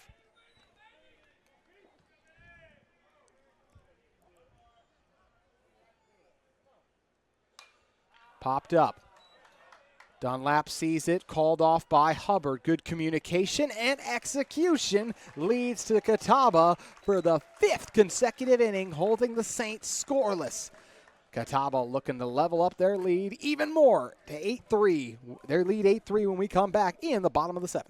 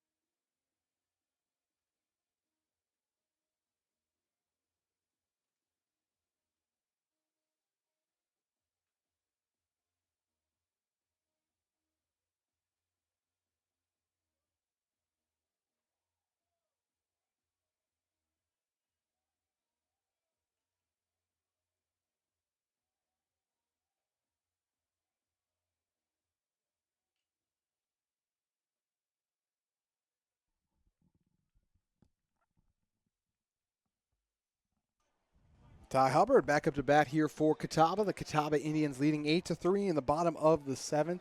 Ashboro in their sights. A short trip away from Salisbury. Hubbard up here. Conley struck out yet again. As we see Hubbard coming up to bat. Hubbard then the top of the order looming. And that is going to be Dylan Driver for a 5th time coming up here, Kyle. Yeah, quite the day flipping around the lineup for Catawba.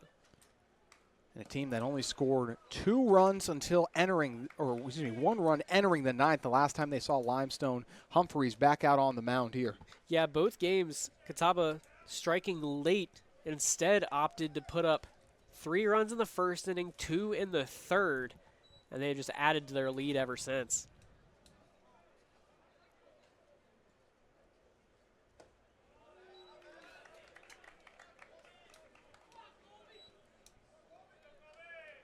Two on the count, a low delivery to Hubbard.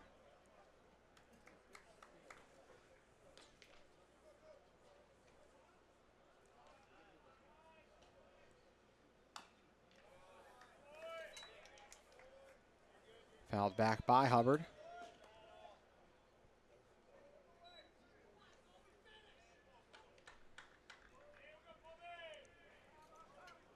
Colby Humphreys. His first ever action against Catawba. Hubbard fouling it back, count to 2-2. Humphreys, a member of the staff that hasn't gotten more than 3 outs in an appearance very often this season.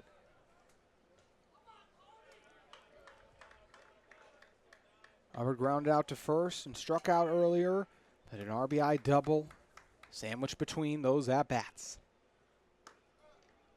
Low ball 3. We're headed for full count.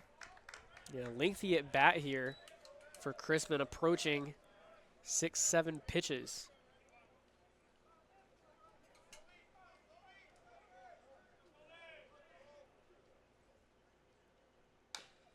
Hubbard chops this one over to first, and yet again Partridge patient as he gets the out.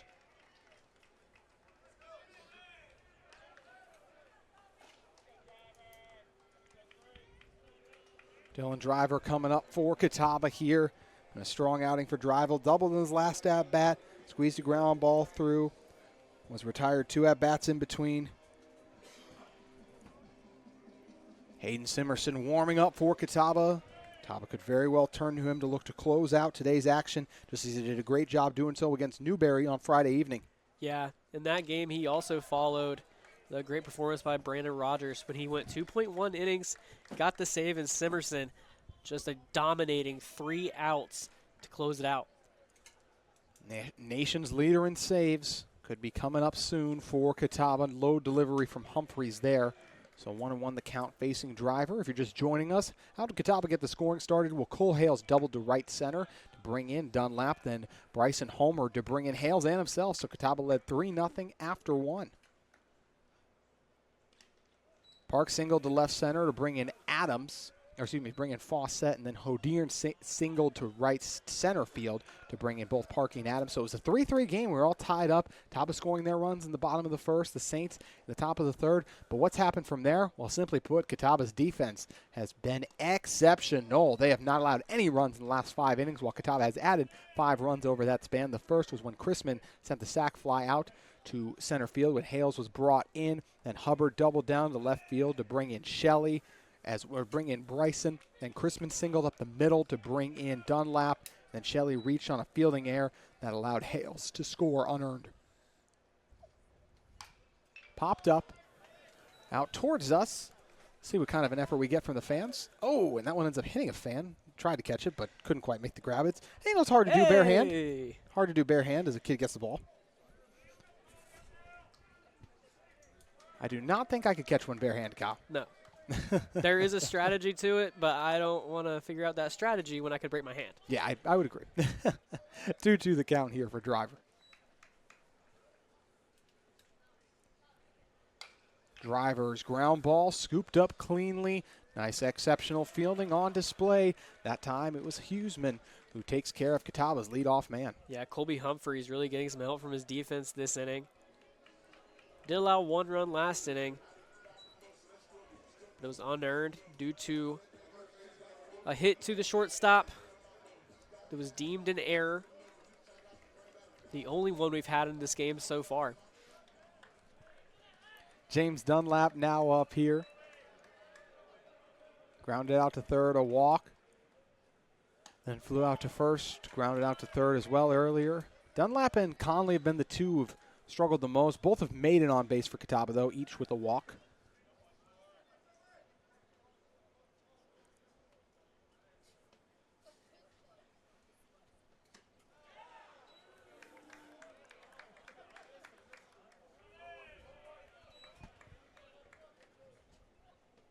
Catawba looking forward to a matchup with Lenore if they can win today. Split their games with the Bears.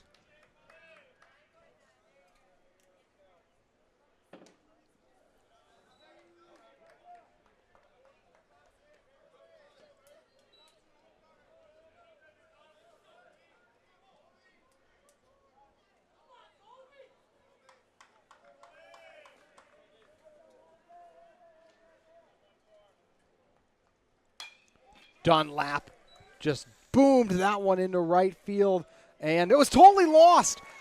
Hordine had no idea where it was as Dunlap settles in on second. It looked like he had it for a moment. They just kind of threw his hands up in the air.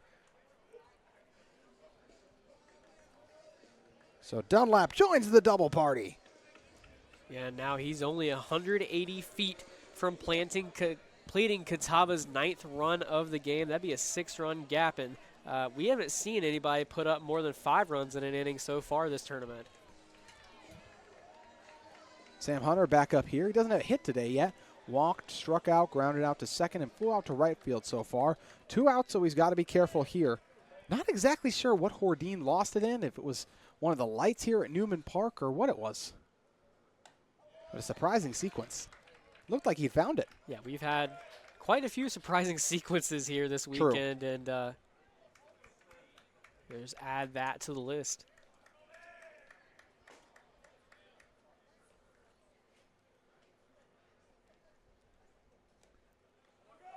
Low delivery, but one that was trapped by Greenberg. Really rare we see any balls get past him. See, and I know Hayden Simerson is warming up in the bullpen, but, I mean, have you seen that clip of Big Papi beating up a Gatorade can? That's exactly what that sounds like. Yes. I mean, you can his always pitching tell when hits the mitt so hard. You can always tell when he's warming up. The whoop, whoop, it makes a distinctive sound, and you always know it's Simerson as soon as you hear them start to rev up back there. Just sensational. Second team all-conference, but we mentioned the nation's leader in saves. SAC Freshman of the Year a season ago has only elevated his play. Hunter fouls it back.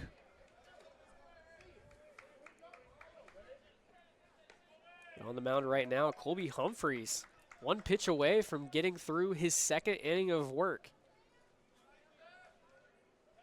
Would be impressive. We mentioned the limited outings he's seen.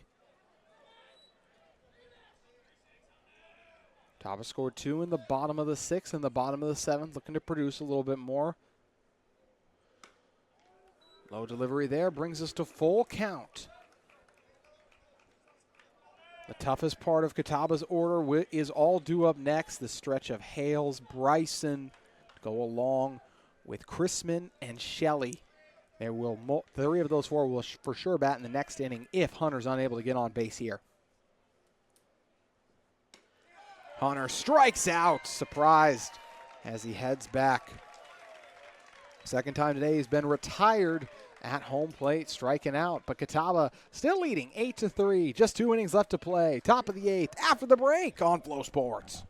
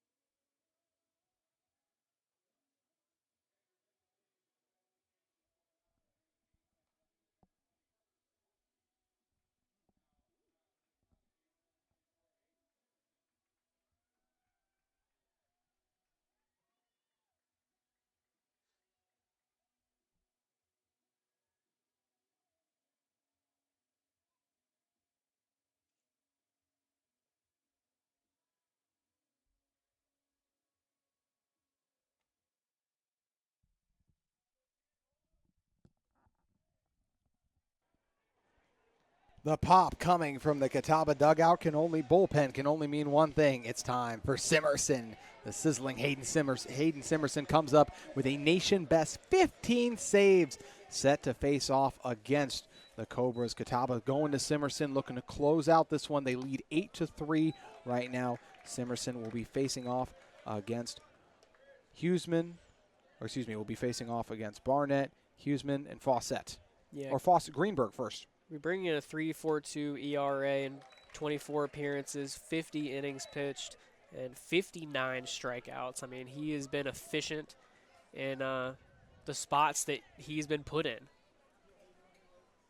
Averaged 10 strikeouts per 9 innings in back-to-back years as this one's fouled off, and only giving up 1 homer on the season. Just a remarkable year for Simerson. Second team all-conference 2 years in a row. He had 83 strikeouts last year, and this Catawba team's got a chance to go deep, so a golden opportunity to surpass that number again here.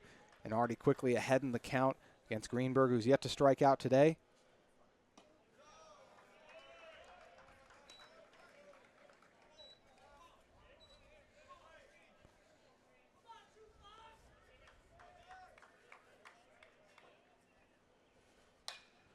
Ground ball, Crispin's got it. And Catawba's infield doing what they always do, taking care of business.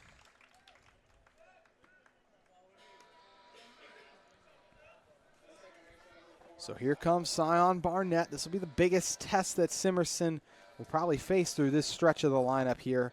Barnett struggled in this game so far, though. Grounded out to third, popped out to third, and then grounded out to third again. That one was a force out, so it allowed Hales to step on it there. Barnett swung on a low delivery there from Simerson. Yeah, and his swings have gotten his team in good places this tournament. As we mentioned, a grand slam against Coker that helped propel them into the pod final. Simerson, we saw him from inning against Limestone, just allowed the 1 hit and then shut down the Saints after that. 5 strikeouts against Lenore Rhine earlier in the week. It's already the 3rd time we've seen Simerson, and Barnett quickly bites on a couple pitches, strikes out, another strikeout for Hayden Simerson. So his 60th K collected on this campaign. 2 outs quickly against Limestone. They trail by 4. No runs have been scored outside of the 3 they had in the top of the 2nd. It's in danger of being the 6th consecutive inning they've put up a goose egg. Ooh, that one's slightly high, and the fan's not a fan of that call. Yeah, good-looking breaking ball.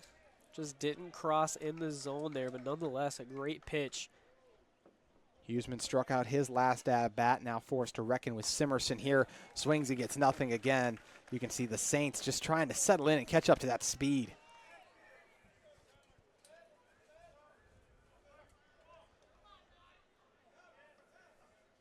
And yet again, Simerson fired up, says, come on, as he gets his team out of the top of the 8th. Simerson soaring high as Catawba still leads and giving up nothing. Back-to-back Ks for Simerson. Catawba batting next.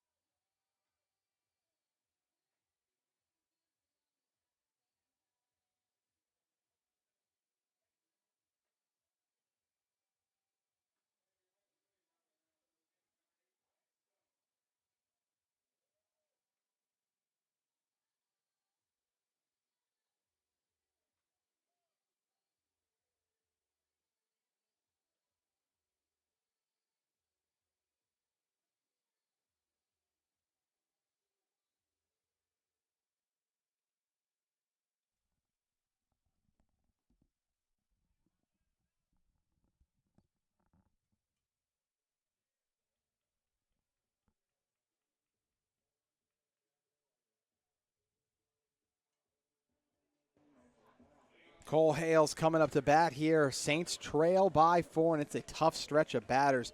Cole Hales followed by Cooper Bryson, Nathan Chrisman, all swinging a hot bat, and they are going to be facing off against Wyatt Stone, the newest Saint on the mound, the junior, 6'1", 180-pound pitcher.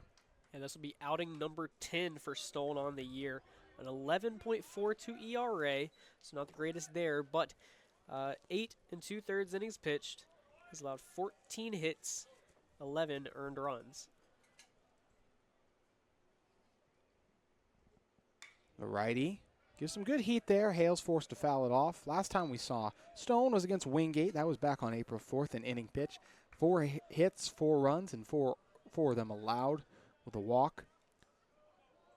Only 5 total strikeouts on the season. 2 of them was season high against Tusculum. It's the first time he'll see Catawba on the year.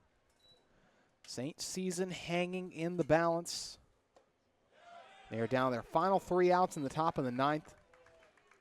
12-7 Catawba looking to win it today. It was a game. There's still several outcomes that can be determined, Kyle, but this was one we didn't know we might have to be playing tomorrow. We weren't sure what exactly had happened, but right now Catawba doing what they do best, taking care of business. Yeah, the weather being just one of the many things that has been unpredictable this weekend. And even the start of this game, Catawba scores 3 in the bottom of the first, and Limestone responds with 3 of their own. And Catawba's bats remained hot. Limestone's not so much. And that's what has Catawba in the lead, 8-3. Hales fouls it off. Good start for Wyatt Stone, battling well against one of Catawba's top hitters. Hales just having another remarkable day here. RBI started off with a double, then he had the triple, a ground ball too. So he's close to the cycle. Just needs a home run here. Easier said than done, obviously. Right.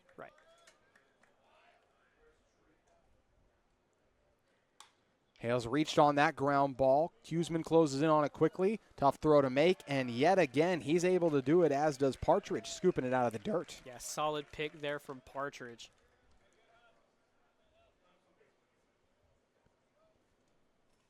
That's going to bring up Nathan Chrisman. I jumped a gun. It was going to be Bryson, but it actually will be neither of those guys, as instead it's going to be Blake Marsh coming up here, the redshirt junior. 6'1", 195-pound lefty from Siler City, North Carolina. Yeah, you talk about this team fighting for a place in Asheboro. That's basically where he grew up, in Siler City. Southwestern Randolph High School grad, a redshirt junior in the left-handed batter's box. He's batted 4 times a season ago. Scored a run against Barry earlier in the year, 2 at-bats, struck out twice against Shippensburg. And we haven't seen him he did get 1 at-bat against Lincoln Memorial. Brought in a run for Catawba.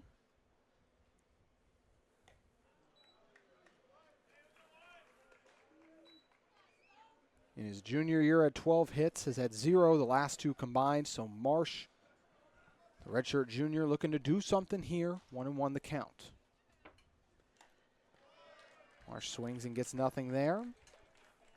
Parker Staborski was in for Bryson earlier in left field. And Bryson, how about him having his first home run of the season, still one of the top moments of the weekend, Kyle? Yeah, a guy that didn't start in the lineup this weekend, got an opportunity to pinch hit earlier, and then starts in the lineup and turns in a huge hit. Low ball 2 to Marsh there. Marsh, SW Randolph High School veteran.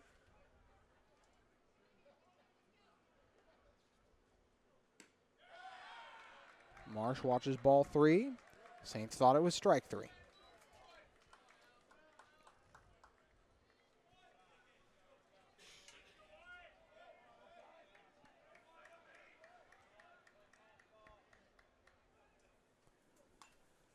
Fouled back. Stone Wyatt trying to show out and give his team a chance. Talk about Marsh being from the Asheboro area. That's where the zoo is. He's just trying to be a dog. Indeed he is, and he's trying to help his team, like you mentioned, get over to Asheboro next week. It's a 5-run lead for Catawba, 8-3. They scored 3 runs in the bottom of the first, 2 in the bottom of the third, 1 in the bottom of the fourth, and then 2 more in the bottom of the fifth. They have not gone 2 consecutive innings without scoring a run. We'll see if they do here. Already 1 out. And Marsh wins the at-bat, earns himself a walk.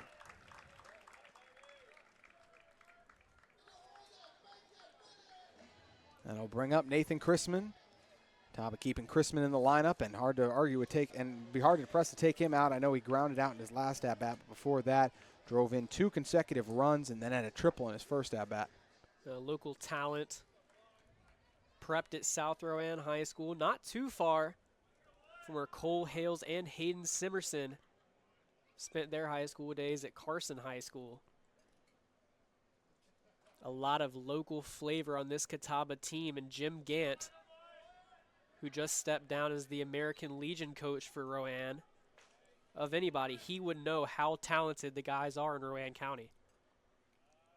His eye for talent has helped this Catawba team rise among the best in the conference and quickly, for the last 2 years at least, rise above Jim Gant, the back-to-back South Atlantic Conference Coach of the Year. We already mentioned he set that 1,000 career win threshold against the Saints earlier in the year, and had just still 23 30-win seasons since the year 2000 alone. I mean, that's just remarkable, Kyle. Yeah, and no losing seasons. He has been winning or... As Chrisman's going to punch this one right up in the air, and everyone kind of closes it on. Eventually, it's a center fielder, though, Park, who comes down to scoop it up. So 2 outs now in the bottom of 8. Yeah, actually a great play by Park there. He had to run quite a while. He was playing kind of deep on Chrisman and just, sprinting to get that ball and get the second out. Everyone for Catawba's batted 5 times with the exception of Shelley, Conley, and Hubbard, but Shelley ain't going to be up to bat here. Instead, Catawba going to put in Colby Taylor here. Taylor, the catcher as well, who always gets a chance to come in with Simerson. We saw him come in earlier with Simerson.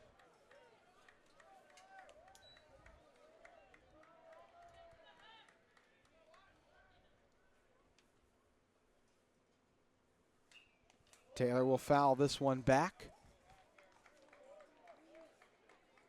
Taylor, the senior, 6'1", 210 from Virginia.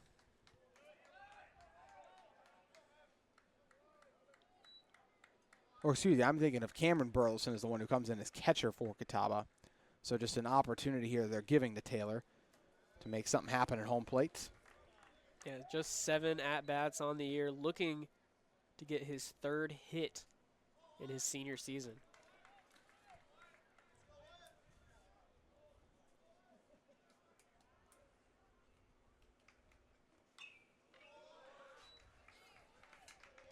Taylor fouls this one back.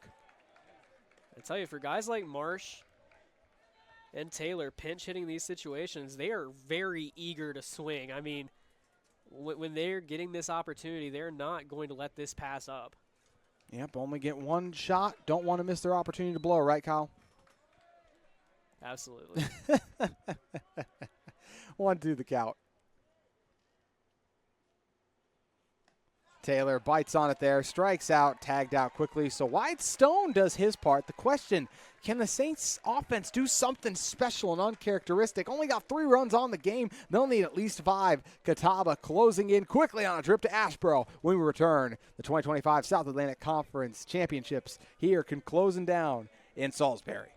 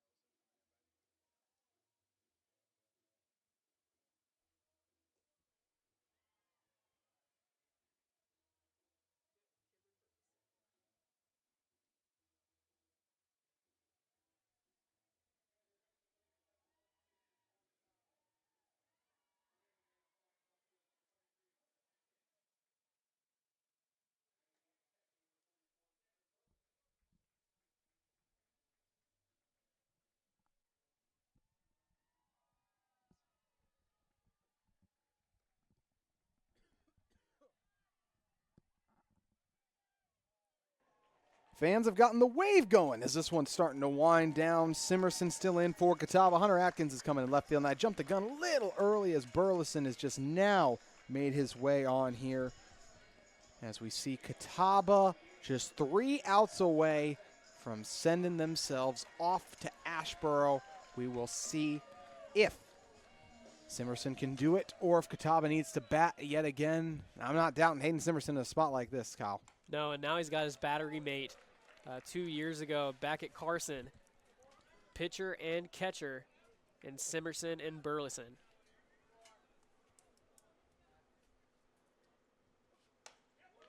Yet again, biting on a delivery there is Fawcett. It's the last 3 in the order. Fawcett, Adams, and Park all got to get at least a hit to get to that top of the order. Limestone currently trailing 8-3. Catawba squeezed out a gritty win against the Saints on Saturday, yesterday before our rain delay. 5-2 win, those 4 runs in the top of the 9th, setting themselves up for success. And Catawba now on the cusp of a successful weekend and thus a trip to Asheboro with a chance at a South Atlantic Conference Tournament Championship. Yeah, the defense thankful that the offense came around early and often this game.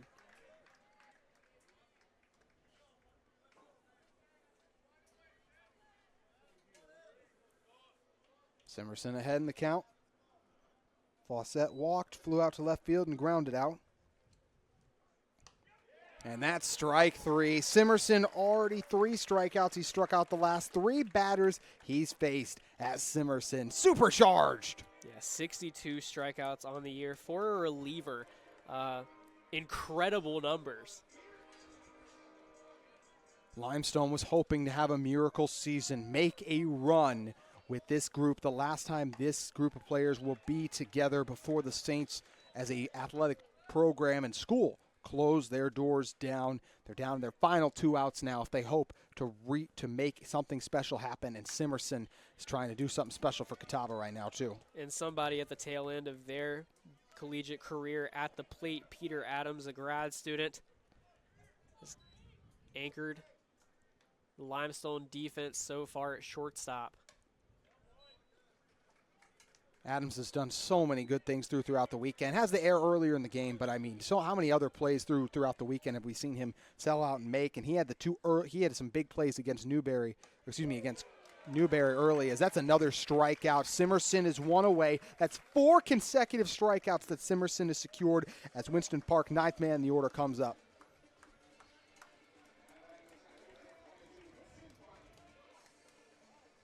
The sophomore sensation 1 out away from sending Catawba back to the South Atlantic Conference Championship Series.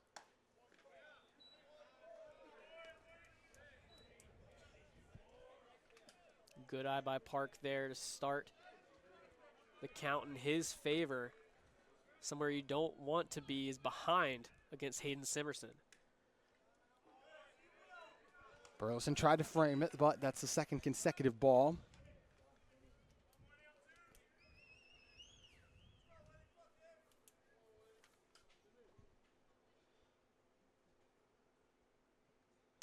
Popped up.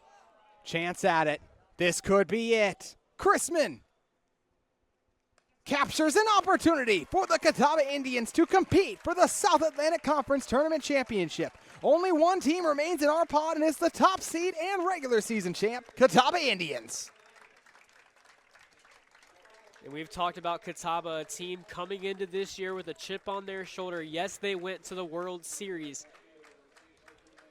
but they still are chasing that conference tournament championship, and they're going to get a shot at it next weekend. And Finning, it's one of the new pieces, and a guy like Chrisman, too, who has been such a big part of helping this team. Hey, target on our back, #1 team, ranked inside the top 10. Can we live up to the hype? The answer is absolutely yes. At every opportunity this year, the South Atlantic Conference Coach of the Year watches on as his team comes around here. A big round of applause for these individuals. And also want to just take a huge moment to shout out Limestone as well. As we discussed, this is a baseball program that will be playing in their final game as a program, more than likely, barring a miraculous Southeast regional berth. And You hate to see it for this Saints team, and just hats off to them for a remarkable weekend. Yeah, a group of guys that might not be playing together next year, but they're going to be great additions to whatever school, whatever baseball program they're going to next. And a group of seniors that left their mark on the last Limestone baseball team.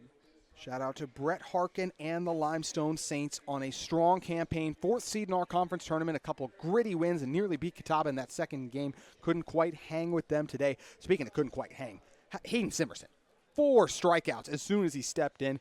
Just remarkable. No one even really had a chance once Simerson took over. Yeah, I mean, I heard the loud booms off the mitt coming from the bullpen, like, oh, he's coming in to do some damage. And, I mean, 4 strikeouts in the last 2 innings. You cannot ask for much more.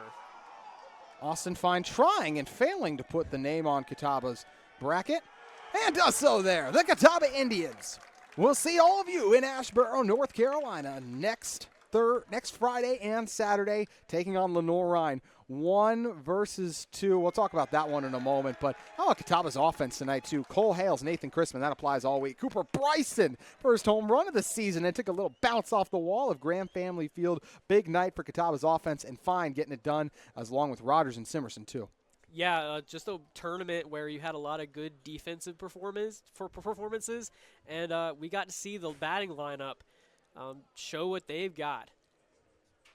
Catawba definitely showed what they got tonight, and as for, once again, next week, it's going to be great. Bears, Catawba, split the series. 2 of the top teams in the region, 2 of the 2 top teams in the conference, both of them hosting a pod. I can't wait to get that one underway. Bears got to do it a little bit earlier, but because Catawba won today, no extra day off or rest too. That's going to be an incredible series. Yeah, Catawba and Lenoir-Rhyne didn't get to face each other 3 times this year, just a home-and-home series during the weekday. Any sport between Catawba and Lenoir-Rhyne, anytime the Bears and Catawba Indians face off, crowds get into it. Players get into it. It means more than just a normal game, and with a Catawba and with a SAC championship tournament on the line, that's even bigger. It's massive, and it all gets underway Friday. Can't wait to see how it will shape out, but as we mentioned, the matchup is set. The top seed in the conference tournament, the Catawba Indians, the 1 seed in our pod, and the 2 seed Lenoir-Rhyne, but the top seed in their pod, facing off in Asheboro, North Carolina. We cannot wait to see how it all transpires. The first one Friday, the second game Saturday, and if need actually be a third game would be played on Sunday according to this bracket. But for any and all questions, check out the South Atlantic Conference on all social media platforms, as well as the team sites for Lenoir-Rhyne and Catawba for any and all information on the conference tournament. Kyle, your final thoughts? Just a phenomenal pod over here. Weather could not put a damper on how exciting this bracket in Salisbury was, and just a group of teams that, regardless of the result, played their absolute faces off, and it was just a treat being able to call these games with you. You've gotten to see so much baseball, and I hope that these games lived up to what you were expecting them to. They absolutely did. It was epic. A fantastic debut for you for Catawba on the mic, so thank you so much. This is how the team's going to play when you're on the call. We need you on the call more, my friend, as well, too. So thank you so much, Kyle. Great work. And thank you, all of you, for tuning in for however many games you checked out of this pod. We had a lot of games to call, but we had a blast bringing them all to you on Flow Sports. That's going to do it from us up top. Your final, the Catawba Indians take it 8-3 over the Limestone Saints. Catawba breezes past 4, 5, and 8 here, and now they'll see the Bears yet again. The rivalry will be renewed in Asheboro. That'll do it for us. I'm JT Winston. For Kyle Grice, all the hardworking men and women here at Catawba College, we thank you for tuning in. Catawba takes it 8-3 over the Saints.